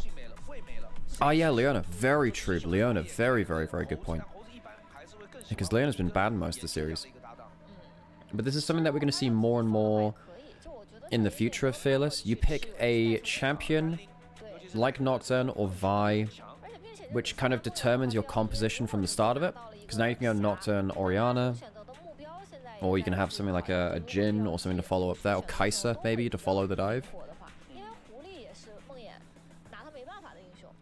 Okay, Pantheon is one of the last kind of like no, not the last, but it's a scrappier early game AD champion. Very good in Fearless because while he might not be S tier, he's kind of like a solid A tier. Like he won't always beat someone like a Shinzao, right? But the Pan Man cometh.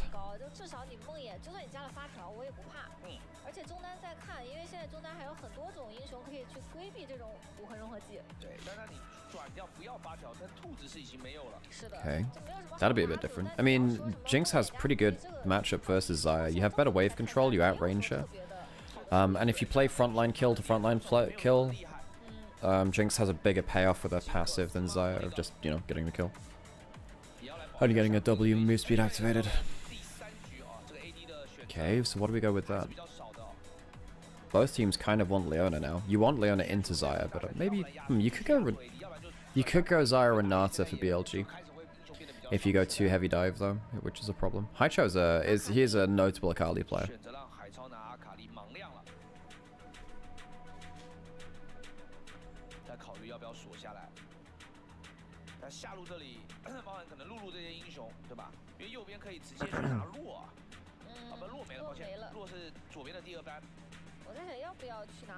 Okay, so you go for the...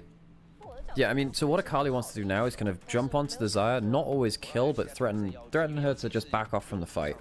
So you want Nocturne, or I guess you can go Nocturne and Akali just jumping onto the same target too, if you're like playing poorly on sidelines. Yeah. So you could have gone Gragas or Gragas or Jax here to kind of protect from the dive, because if Nocturne jumps on you, you just press counter strike, leap strike away, and hopefully you're safe. Are we really passing up Leona again? Oh yeah, happy Chinese New Year. Yeah, all in New Year. Yeah. Is that, yeah, I guess that is tomorrow. It's true, I guess, because you're 12 hours, well, not 12 hours ahead. You're a bunch of hours ahead.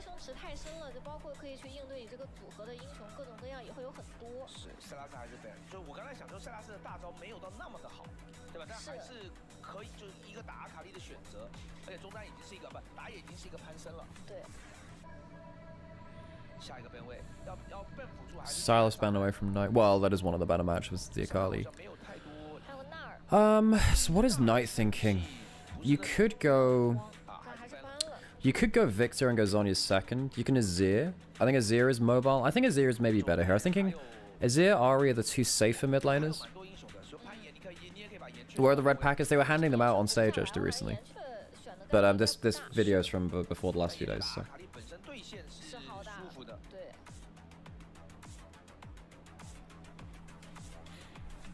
Renata Bandaway's anti-dive, yeah, we did say that. Zyra Renata's kind of powerful. I think you can Azir and just be good long-range backline with safety, but you can also Pantheon Ahri, that's also pretty strong.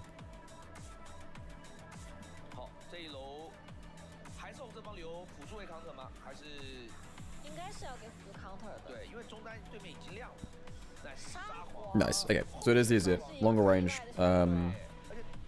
and good kind of long range DPS.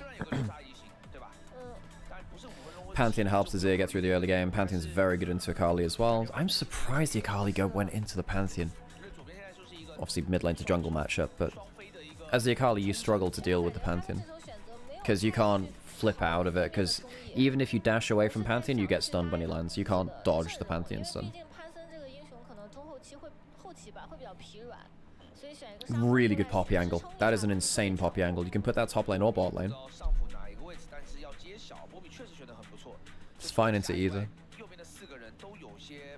Having something like a Maokai now, just you need another engage option. I would almost go for Maokai support here. Well, no, then you maybe just lose lane too hard. Oh, it would have been so good though to have... well, you would have loved the Nico as well yourself now, actually. Good knocked-in Nico, very good combo. I mean, Leona's the easy pick, right?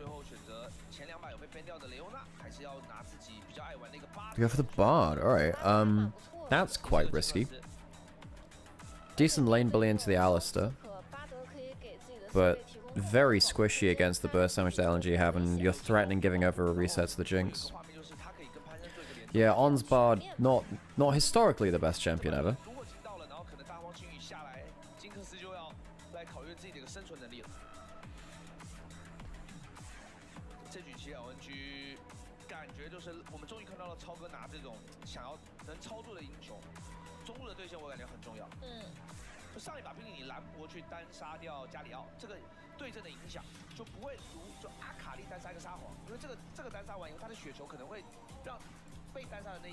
Do I watch another series after this? I'm going to be going a couple of hours. I don't want to like stream super long, but it wouldn't be bad to watch another game maybe.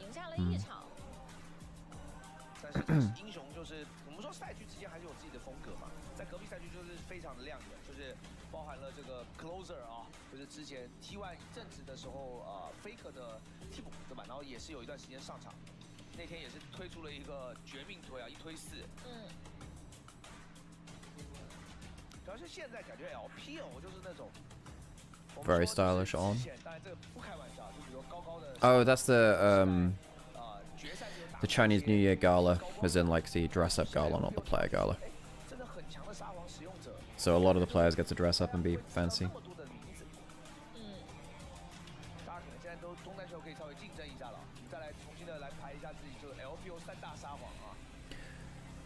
I think you should. I love hanging out, watching games with you. Great content for the games. Thank you. I really appreciate that. Very kind comment.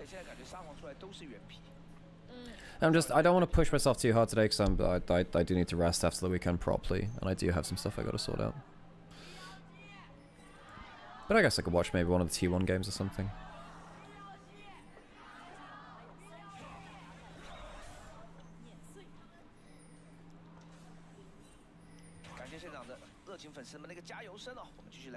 LNG 9号电动以及 BLG 新青魅族的比赛来到了第3局 ，BLG 已经是手握3个赛点。Borgur. Wei went for the empowered Q so he could slow. So he started Q, so he could slow them down on the entry when they were putting the wards down. But it meant that you have to like spam Q to get your passive back. You just tap Q. It costs you a bit of mana, but it'll give you the passive back in about, what, 10 seconds or so? If you get an extra auto in there or so. Do any of the new changes to the game make you feel any less motivated to cast or create content? Doesn't change too much for me. I mean, I like to talk about new stuff. So for instance, I like talking about Tank Jace, even if I don't like the pick.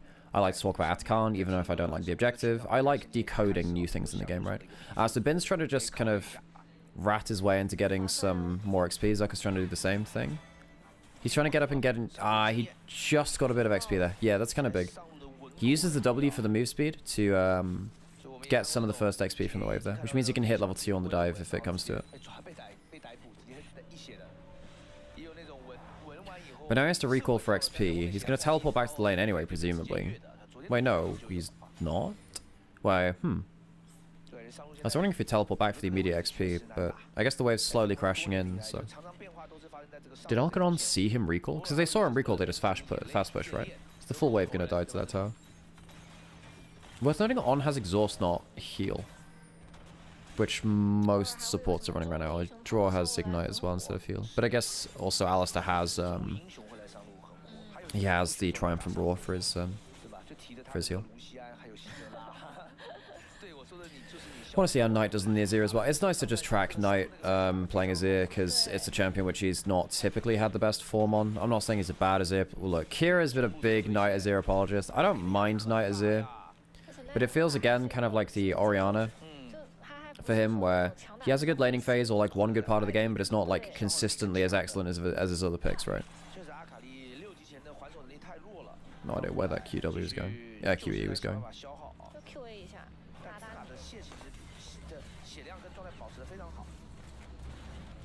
Jax is very good at lane swaps.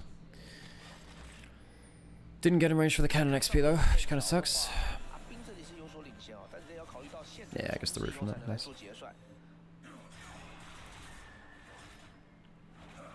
That's one of the really nice things about Pantheon's empowered W, is that it gives you your empowered stuff back very quickly if you open up with it.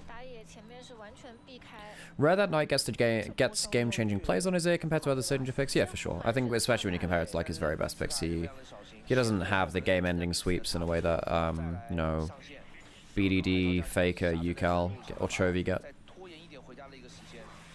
Nice, good damage, really good damage actually. Now it is less good. Where we can just flash kill, right? But right there, that's not a mechanically bad play. That's actually not a mechanically bad play, it's a decision-making bad play. That is not tracking the enemy jungler. Because actually the play to sweep in there is good in terms of the 1v1. But really bad when it comes to anything else. So 2 flashes for 1. Oops. Doesn't lose that much XP, but does give a kill after a knockdown and the assist after the Akali. Does it count as an indirect caster curse again? Yeah, maybe. Maybe it does. Oopsies. Sorry, Knight.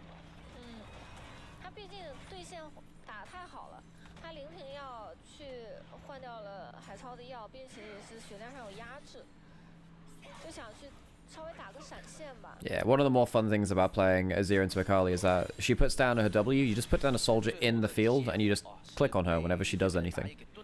So she can't come out of the shroud and do stuff for free.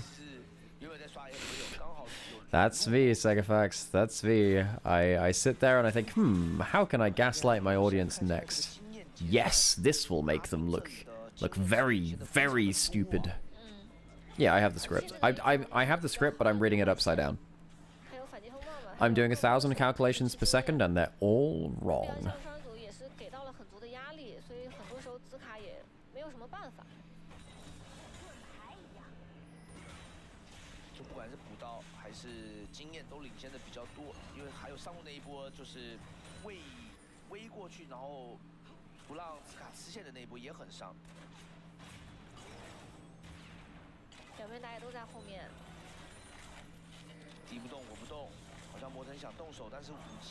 Oh, empowered. He stops the empowered W. Wei. I think if Wei just starts with empowered E, gets the movement speed out of that, he's completely fine. He wouldn't have to blow flash. That wasn't great from Wei. I don't think there was even that much threat without that happening. You also had Knight being able to push in from mid and Bin being able to get that. That was just a bad choice. Why would you ever empower W onto an Alistair? He just taps Q and you never finish that, or W. There's no way you get empowered W there. That's the wrong choice of empowered ability. By the way, Lucid and Tarzan's Pantheons have been insanely good so far.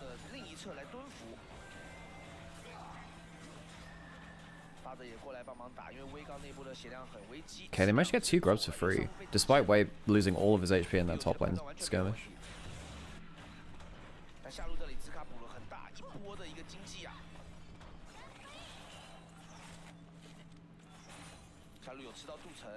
这波他的经验几乎完全。I don't trust Photic on Jinx. 就是阿斌的团队利用自己的一个领先来。 Again, Photic is this quite sad archetype of an AD carry player where I don't trust him to auto-attack well and position well to auto-attack well. So I need him on stuff that doesn't need to auto-attack to do well. So, Ezreal, Jhin, Ziggs. Jinx is not one of those things. He should have gone for the poke Jinx build, man. I want to see Collector Axiom Arc. This is one of the nastiest points in the game to play against Xayah, by the way, where, ooh, nice stuff. Xayah tends to win trades if she starts a trade by hitting you with a W auto attack. For those of you that don't play Xayah, one of the most important things about Xayah's kit is that she gets movement speed once she hits an enemy champion with an auto attack with W running. If she gets that, she gets 30% movement speed or something.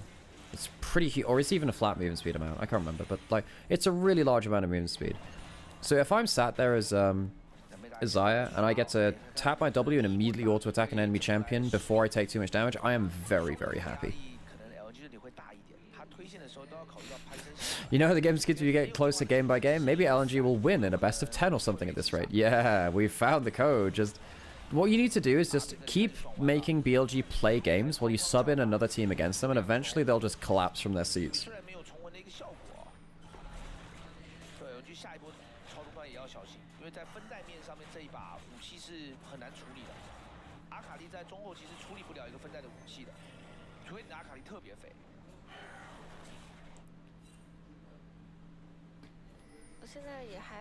I think we already have that. It's called playoffs. I don't know. I seem to remember the playoffs format for LPL has changed quite significantly. I need to have a look at that again. What's happening with the playoffs here? Playoffs for Split 1 are kind of different. Yeah, it's only 8 teams which qualify for this one. And there's an upper bracket and a lower bracket. So if you finish top 4... Yeah, so if you're the top team in your group, you go into the upper bracket. And if you're the second team in your group, you go into the lower bracket, and then you play against the. Oh, Xayah does not have ultimate from that last play. That's a decent route, but you do. Does he want to take barrier? No! Oh my god, that actually saves him. Oh, that's actually so. It saved him for a brief moment. The only way he lives after that is if on flash exhausts Weiwei, which would have been kind of funny.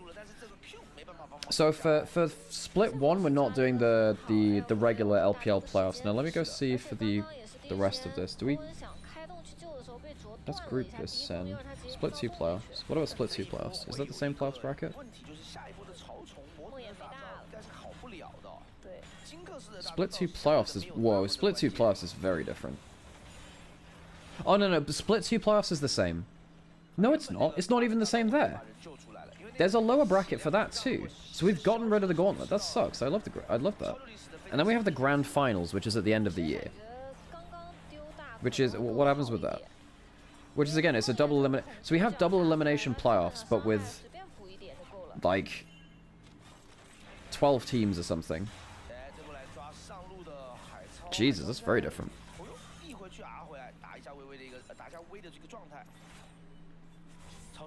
Was that a good on-play or a bad one? I don't think it actually changes that much. I don't think it changes that much. It's fairly inconsequential. It is a neutral on-play. That stun was kind of funny. He would have been stunned in base. Okay, he uses the E for extended movement speed. He probably could have stayed on the other side of the wall, saved his passive, and maybe looked for a better trade here. I don't think that BLG as a team have been using the Bard portals that impactfully. He can auto-attack the Blast Cone for 1 stack if he wants to.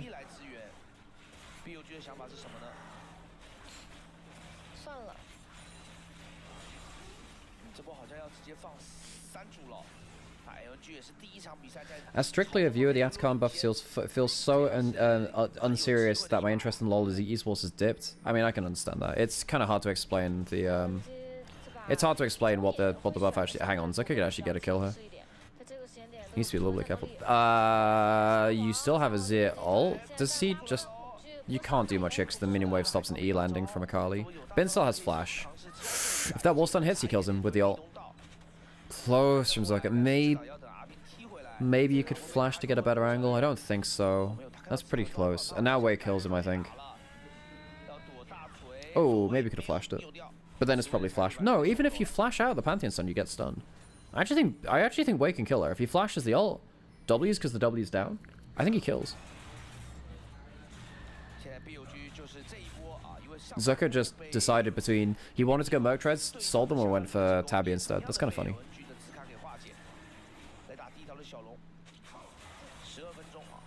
Okay, so LNG, quite far ahead in terms of gold. The Pantheon is behind 1,000 gold against Wei Wei's Nocturne. However, you are still playing Nocturne with limited follow-up against a Azir Xayah. So even if... Okay, does Haicha get his E cleanly here? If he hits... Oh, a minion just got... Wait, Drone might have just saved Knight there, by the way. Because he headbutted a minion into the path of Haichao E-ing Knight. Was this E down anyway? Because a minion just flew in front of, you know, save the president on Knight.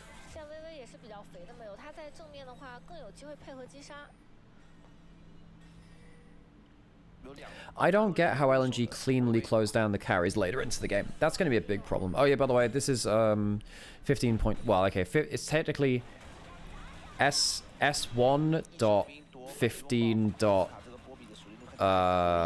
Or is it 15.S1.2? I can't remember the naming... Oh my god, I can't remember the naming convention already. But it's one of them. But yeah, it's the second patch of the year. 15.2. Yeah, so... Yuntal Wild Arrow as the item has been buffed, so a lot of AD carries are going for that.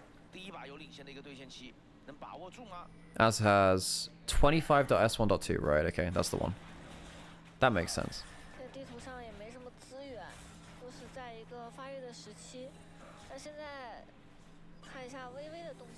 25.S1.2.final.complete.definitely this time _final.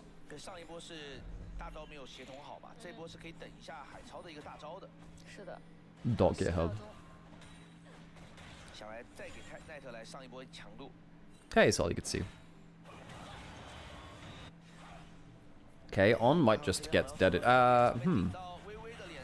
Oh, nice kill. But that's also a lot invested for that. You have Jinx reset. That's kind of scary. That's very spooky, actually. Went through the barrier. Jesus, that would have killed. Yuntal gives a lot of AD over other first items, so you do need to be really careful with that. Pantheon coming in. You can't really follow up on that, though. Not a great... Wei's had his worst game of the series. Good flash. Doesn't change much, though. Gets the root under turret, but doesn't change much. Second turret shot doesn't come through.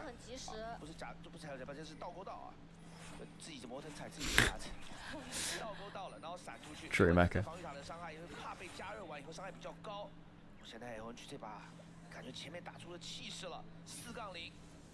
Wei, great game on the Nocturne. His Nocturne and Vi have typically been very good. His target selection on those kind of full send it point and click ults have been very good in the past. And his Pantheon's also not been bad earlier this split.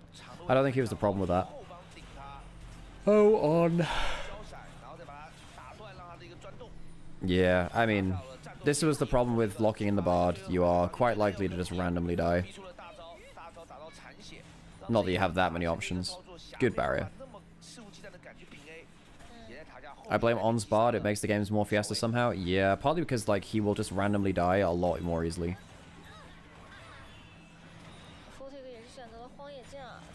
Not even Ben's Jacks can make this game look stable. Well, just having a...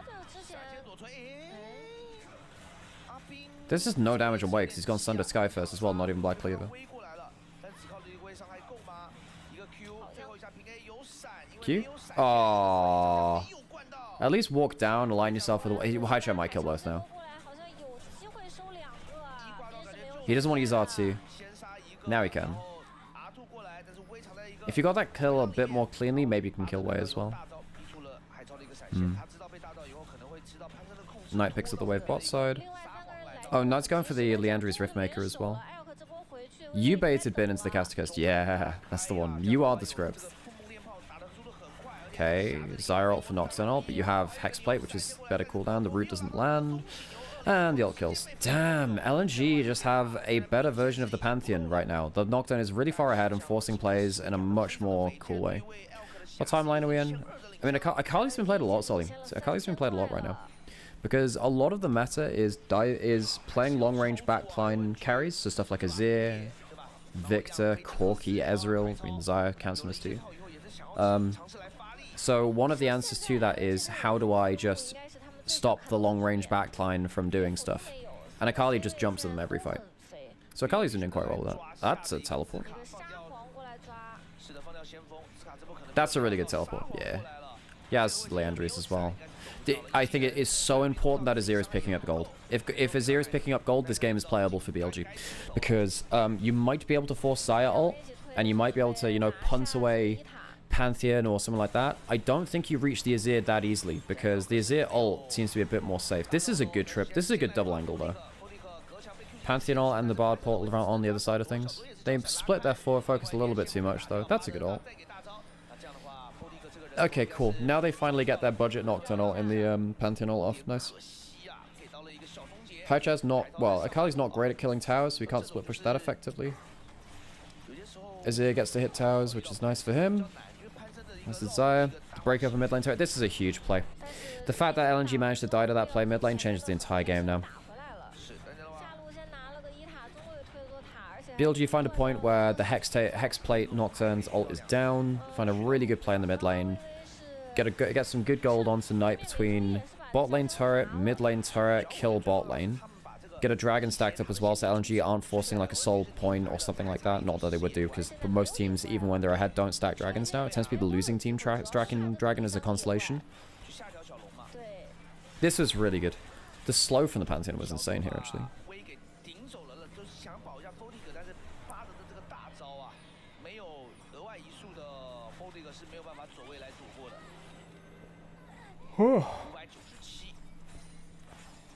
Hurricane Yuntal for Photic. Very happy to play AoE team fights now. But also, Photic has not been the most consistent carry, which is not great to hear if you're an LNG fan.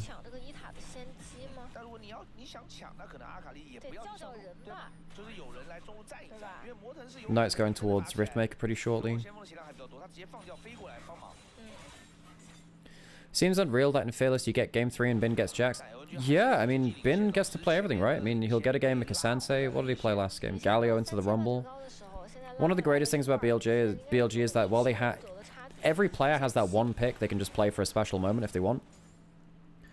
But they're not forced to play it. They are very competent on everything they do, really. Fearless lets you stretch your champion pool a bit. Although that being said, I'm very happy to just watch a full series of Bin Jax and Knight Ahri.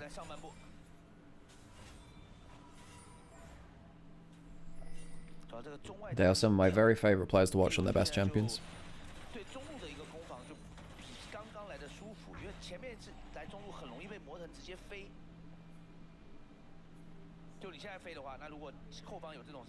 F6下方这个眼啊，什么武器踢到后面来，你可能就算抓死了一个 C， 然后 BLG 反包你。现在梦魇不太好飞人了 ，BLG 他们抱团抱得很紧密。对，不像刚刚那种想飞就飞的一个。I just got my YouTube weekly feedback on analytics stuff. Hi, Chow.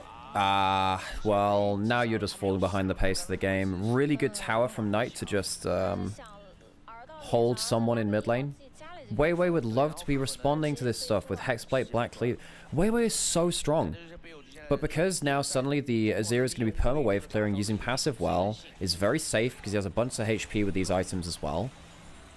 You might be able to pick him off, but it's not easy to. You have to commit quite a lot of resources now. It means that Weiwei kind of has to be on standby in mid lane instead of going towards the side lane plays, which Wei is obviously now focusing on.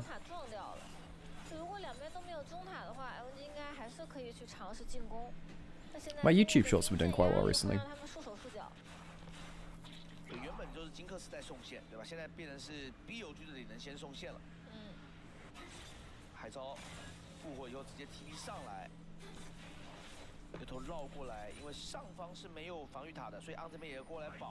Okay. Jua was waiting for the landing point on Knight, but On was there first. Atkan's up and available.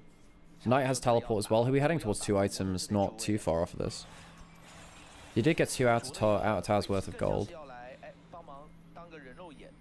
Oh, he's teleporting for something onto Poppy instead, away from Atakan. Can you get something in mid lane here? This wasn't seen. He might be able to... They don't expect this. Oh, this is such a good read. So, Weiwei actually fails his big play. You've got an Zero anyway. Oh, that's insane from Knight. Really well played from Knight. That teleport was not what I expected at all. That was insane from Knight. No, seriously, let's go back and watch that. No, seriously. I've been watching this, like, real time, but, like, let's watch this again, right? Okay, so you are here as Knight and topside, right? You expect, because he's just gone back from topside, him to recall, get an item, and go back onto the map. He doesn't do that. He goes onto, like, an unexpected ward. Goes down to bot side instead. And comes completely out of nowhere, just as Weiwei is going into mid lane. So BLG draw in the play, and they just don't... LNG do not expect the Azir to be there. I think Zucker makes a mistake by going for this. Photic has no flash. Great shuffle. Fantastic play from Knight. Fantastic play from Knight. That's perfect. Great stuff.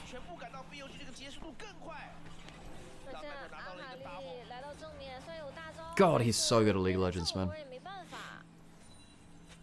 That was such an unexpected teleport. Half of League of Legends is playing on mind games and and trying to draw your opponent into doing something that they don't realize is a wrong play.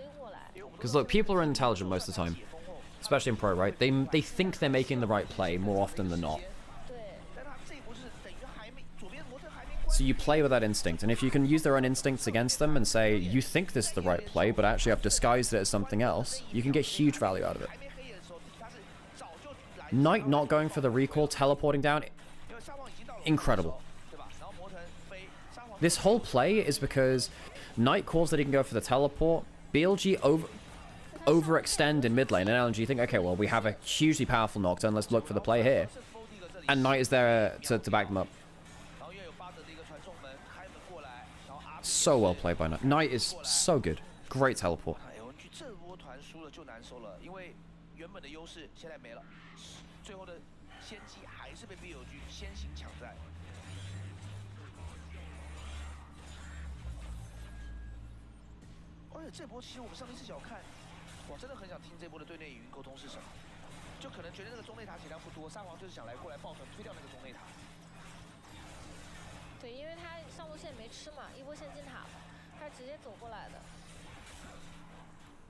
I think my favorite part of that is that even for a game-changing play, Knight still arguably only hits one with that ult, thus perpetuating the myth of his Azir being subpar. Yeah.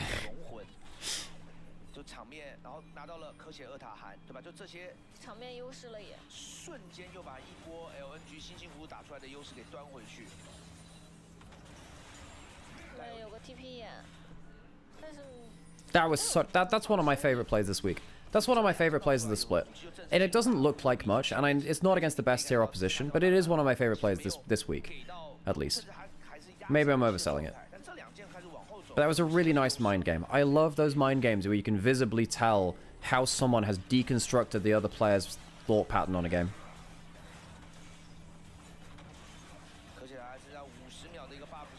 And now you get to have Atkan, you have 2 items with a Riftmaker, Liandry, so you just don't die. Gets the double shuffle there with the Atakan. Realistically, someone else should have been pushing up to look for that play. Damn. Wait, Knight has another Haunting Guise on top of the other 2. Does he just sit on that now? Because it doesn't build into anything else, right? Oh, it does go into Blackfire. It does go into Blackfire. No, it doesn't. No, I'm wrong. Why has he got another Haunting Guise? Just because? That's kind of fun. I mean, it is good percent value. Oh, I guess that was the last time to use the Atakan anyway. He uses it for the quick reset. However, you do give over 200 gold now for the death. So you do actually give decent gold over. You need to be a little careful of that. Wait. Bloodletters builds out of Liandry's now? I didn't even realize, damn. Wait, hang on. Do you get the percent increased damage then from Bloodletters? Is that a thing? It just gives you the shred, right? I didn't think it gave you percent increased damage. Hey Sam. 被找到机会。 Doorbell just rang. 然后就在自己的中内塔前面，就是博腾关灯的那一波主动，连续两。 Hey folks. 这两波推完 BLG 吹起了。 Let me hang on. I gotta go get the doorbell. One sec, folks. I 是 gotta. 能闪现的这个位置可能要被追死，巴哥开门过来。 Hey Sam, you 不了了，那要直接动大龙了。对，玻璃现在都rod不住的话，那霞的装备也起来了呀。可以稳一点，就等霞有回去。 No, I didn't, because I'm on stream. 这个版本不管是 Which was why I was asking. Thank you. Appreciate it. 被加了100块，但是多给了5%的一个固定护，不叫这个5%的护甲穿透。Okay, so you have. Well, Zucker's dead.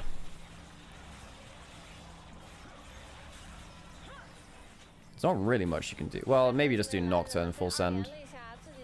Very hard to combo down the Azir with this build.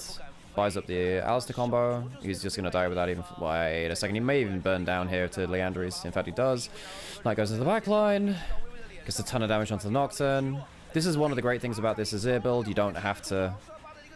You don't have to be afraid of damage anymore, really. Not nearly in the same way. Yeah. Great stuff. It's been heralding. Oh, what? Wait, what? From one You Mr. kidding me? Harold, I'm not. So, Harold, wait. 怎么去守5个人的推进啊？ It says Pietro on there. Harold has brought us the great gift of donuts to close out this series. Let me show. Yeah, occasionally Harold just decides that we need calories in our lives, and they are very tasty calories, so we appreciate that. Love you, Harold. 难以去抵挡。 Damn. Okay, I'll leave those there. Thank you. You gotta let us know next time you're in Berlin, by the way, Harold. We gotta hang out again. Damn, BLG are very good at league. They didn't even sweat, man. Even when they fell behind in that game, you can just see how much they understand game states. Like, they play mind games with the enemy resets so well. Well, folks, we should probably go have a look for another game then, shouldn't we? I'll sit down for another series. Yeah, I'll sit down for another series, and then I'll probably end it. But let's have a look at some of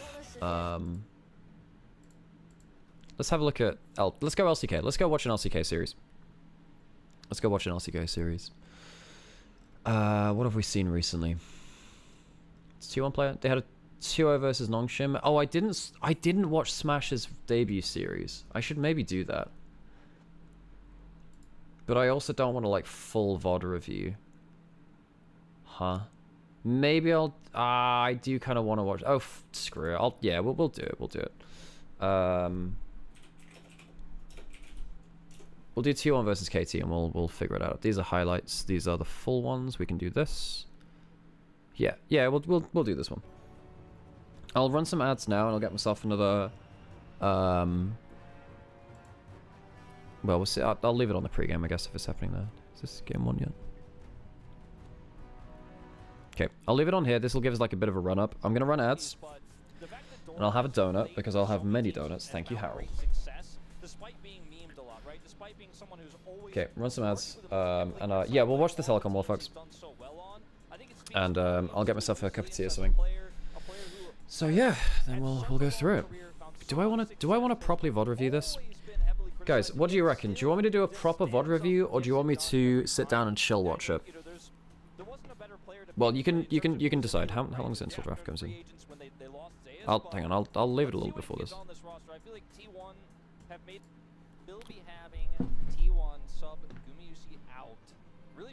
So this is Smash's debut for T1. Back in 2021 with the Dany roster for Smash, their Challengers player who played alongside Reckless all year last year in Challengers. So really exciting to see a big change up here for the roster. T1 have kind of made the statement to us that they're trying to get some additional data, find out what the best roster is going to be moving into the LCK. It's an opportunity. They're sitting at 1-1 in the weaker group here in Group Baron. Play-ins may be on the table for this team, and they can still win, of course, with Smash, but it feels like an opportunity to test something out here, and T1's going to take it. Yep, and I still think that this is going to be a very difficult match for KT. Smash is a great player in his own right, and certainly a big prospect. I don't think anyone was expecting it, though. Gumushi has been a very stable member of T1 throughout this year and the last, so very, very interesting. But 2025's first telecom derby. Improving performance is key. And yeah, KT have been a bit up and down with how they've played. Certainly showed some glimmers, but not necessarily finding exactly what they want this team to look like, right? This is a team that's gunning for top 5. They want to be in playoffs territory pretty deep, to be perfectly honest. Yeah. So this is not quite what we want to see out of KT. And I think similar could be said here for T1. Both of these teams sitting on 1-1 right now. And Smash making his LCK Cup debut. So this is not the LCK, and it is Reckless approved AD carry. I love to see it. Reckless approved for sure. So it's not his LCK debut, but it is his LCK Cup debut, and he is subbing in for Guma again. Something we really haven't seen for the last 4 years, since Teddy left this roster and Guma became the main AD carry when Danny was fired, right? And they actually made that finalized roster, which has gotten legendary acclaim and fame, has won multiple world titles. Smash here, a great AD carry, as you said. Really similar playstyle to Gumayusi, but also has an incredible Caitlyn as well. No, he's really, really good. Let's hear from the man himself. 저는 오늘 T1 일본 원딜로 데뷔하는 스매시 신금재라고 합니다. 옛날부터 하고 싶었는데 오늘 할 수 있어서 지금 좀 설레고 기분 좋습니다. 저는 좀 공격적이고 약간 근데 좀 머리도 쓰면서 약간 좀 영리하게 게임한다고 생각합니다. 지금 메타에선 징크스랑 카이사 정도인 것 같습니다. 두 챔피언이 좀 캐리력이 높고 약간 스타 페이지에서 폭발력을 보여주기 쉽다고 생각해가지고 Proper with a proper review done on team, sure. 이렇게 기회를 받은 만큼 꼭 이기도록 하겠습니다. What? Wait, is Hysteric? What do you mean Hysteric? Is Hysteric's doing this? Really great to hear from Smash here What? on his debut. Of course, supported by his teammates. Oh, deafened. As well, Oh, right, okay. Which is really, really fun. Okay, right. If we're doing a proper review, I will have to do some things a little bit differently. That's my OBS not enjoying that. Yeah. And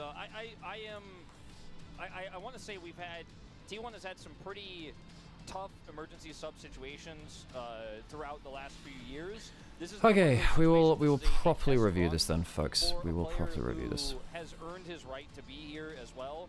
And the T1 fans have always been incredibly supportive of these challenger players when they've been suddenly thrust into the spotlight. And there was no announcement of this until it was, of course, leaked by the roster sheet that eventually got out to the press and stuff like that. But this was a move that T1... Those donuts remind me to build. I do need to build the Lego. I do. That's my personal conjecture. But they want to give this a shot. It's a really exciting moment. It's a really exciting opportunity for a player who I really feel has earned his right to be here. And it's quite unique. We do not see T1 make substitutions very often unless it's an emergency. And we'll see what he's got today, because obviously this is a different roster than the World Championship roster with Doran taking Zeus' place. Now we have a new AD carry player in the bottom lane for today's match, at least for game 1. And I am just, for one, excited to see a little bit of a shake-up of this roster that has been so legendary, right? So well acclaimed. Yeah, so it's well known. no Zeus, Megumi, you see, very different. How flexible is this T1 roster? Damn, these are some nice looking donuts. Look at these, man.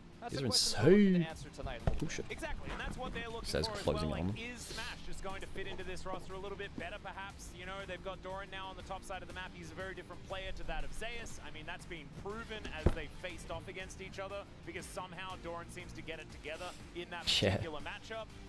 So I'm looking forward to seeing it. Whether or not, you know, having some of that young energy as well kind of brings out some added aggression, perhaps, from the rest of the T1 players. You never know. And I think, like, the way 5 players work together can really change based on even just one different change-up. So we'll just have to see how it does go. And I think up against KT, especially with their bottom lane in the way they are, this is a time to practice. Doran, you know, playing against his former team as well, I started thinking about this as a point going into this. He's played on so many teams at list. Good donut. 6 of the teams in this tournament he's actually been on, and he's been performing well on them. He's gotten incredible results on all of these teams. Not yet on this one, obviously. We're still early days, but the fact that Doran has played for so many teams has found great success, despite being memed a lot, right? Despite being someone who's always arguably the most heavily criticized player on the teams he's done so well on. I think it speaks volumes to his resilience as a player who has had such a long career, found so much success, has always been heavily criticized, and yet still just stands up and gets it done every time.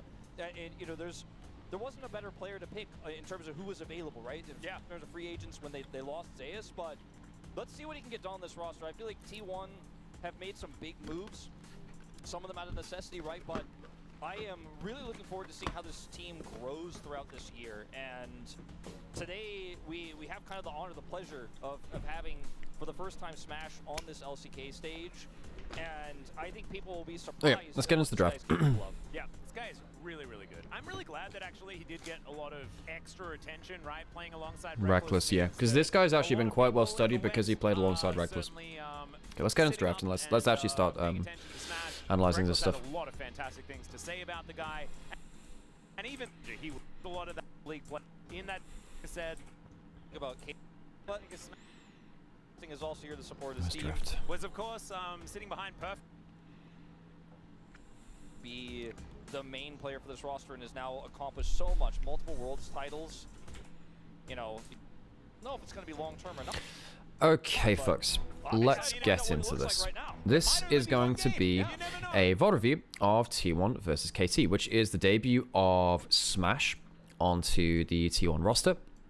Now, I haven't been watching as much LCK recently. I'm starting to catch up now, so I won't have all of the context for everything. But hopefully, this will be a good way to continue some of the T1 VOD reviews, which I've done in the past, where I get to kind of keep up with our world champions and see how they're playing the game, because I learn a lot from watching them play, especially since I typically watch LPL and now LEC, because I'm on that broadcast as well. It's nice to catch up with some other regions as well, so I'm not leaving some holes in my knowledge, and you can kind of see how people are learning from the team. So, this is their first games without Gumayusi, which is kind of insane.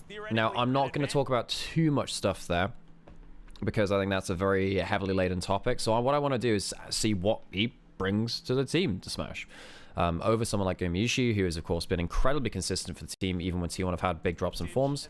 So yeah, I want to see exactly what T1 do differently with him, and what he does differently himself. Remember, there were some times before in the past where Faker was subbed out. He was subbed out for EasyHoon, he was subbed out for Closer Empyrean. Team would play very differently with and without him. So there's a lot of value in trying to decode why some of that might happen. So strap in, and let's have a look at things. I'll get through the first round of bans, and then we'll try and decode what they mean.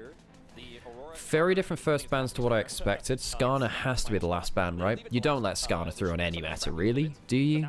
You have to last ban the Skarner, I'm going to assume. You have to ban the Skarner. Please, please ban Skarner.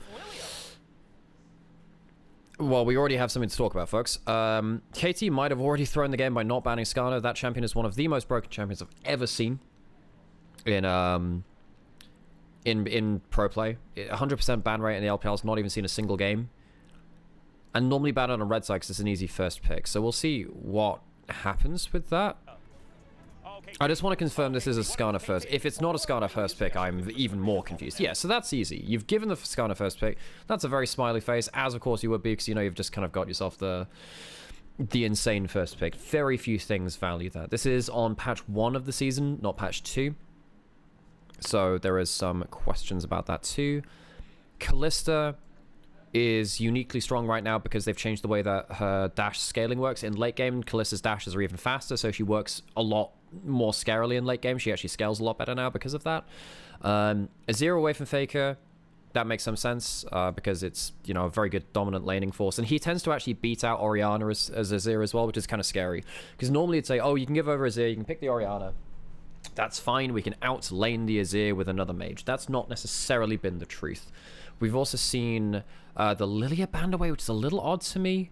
This Lilia ban is really quite strange to me. I don't get that one. I don't get that at all, actually. That is very strange. Ambessa, I think other regions have... Well, no, LPL hasn't struggled with it as much, but LEC has struggled with it, because you need to be very good at engaging. It is technically a flex. These actually... Oh, this is interesting. All 3 of these champions from T1's ban are kind of like initiation picks from different roles. You've got one from top lane, one from mid lane, one from AD carry. Maybe it's trying to strip some of the ability to get initiation onto these 3 roles, which are kind of it allows you to overload and engage, right? Because normally you expect initiation to come through from jungle and support. If you have them already... Well, if you have engaged with these 3 roles, it opens up different picks in jungle and support. Say something like Zyra. You can't see? Oh, for God's sake.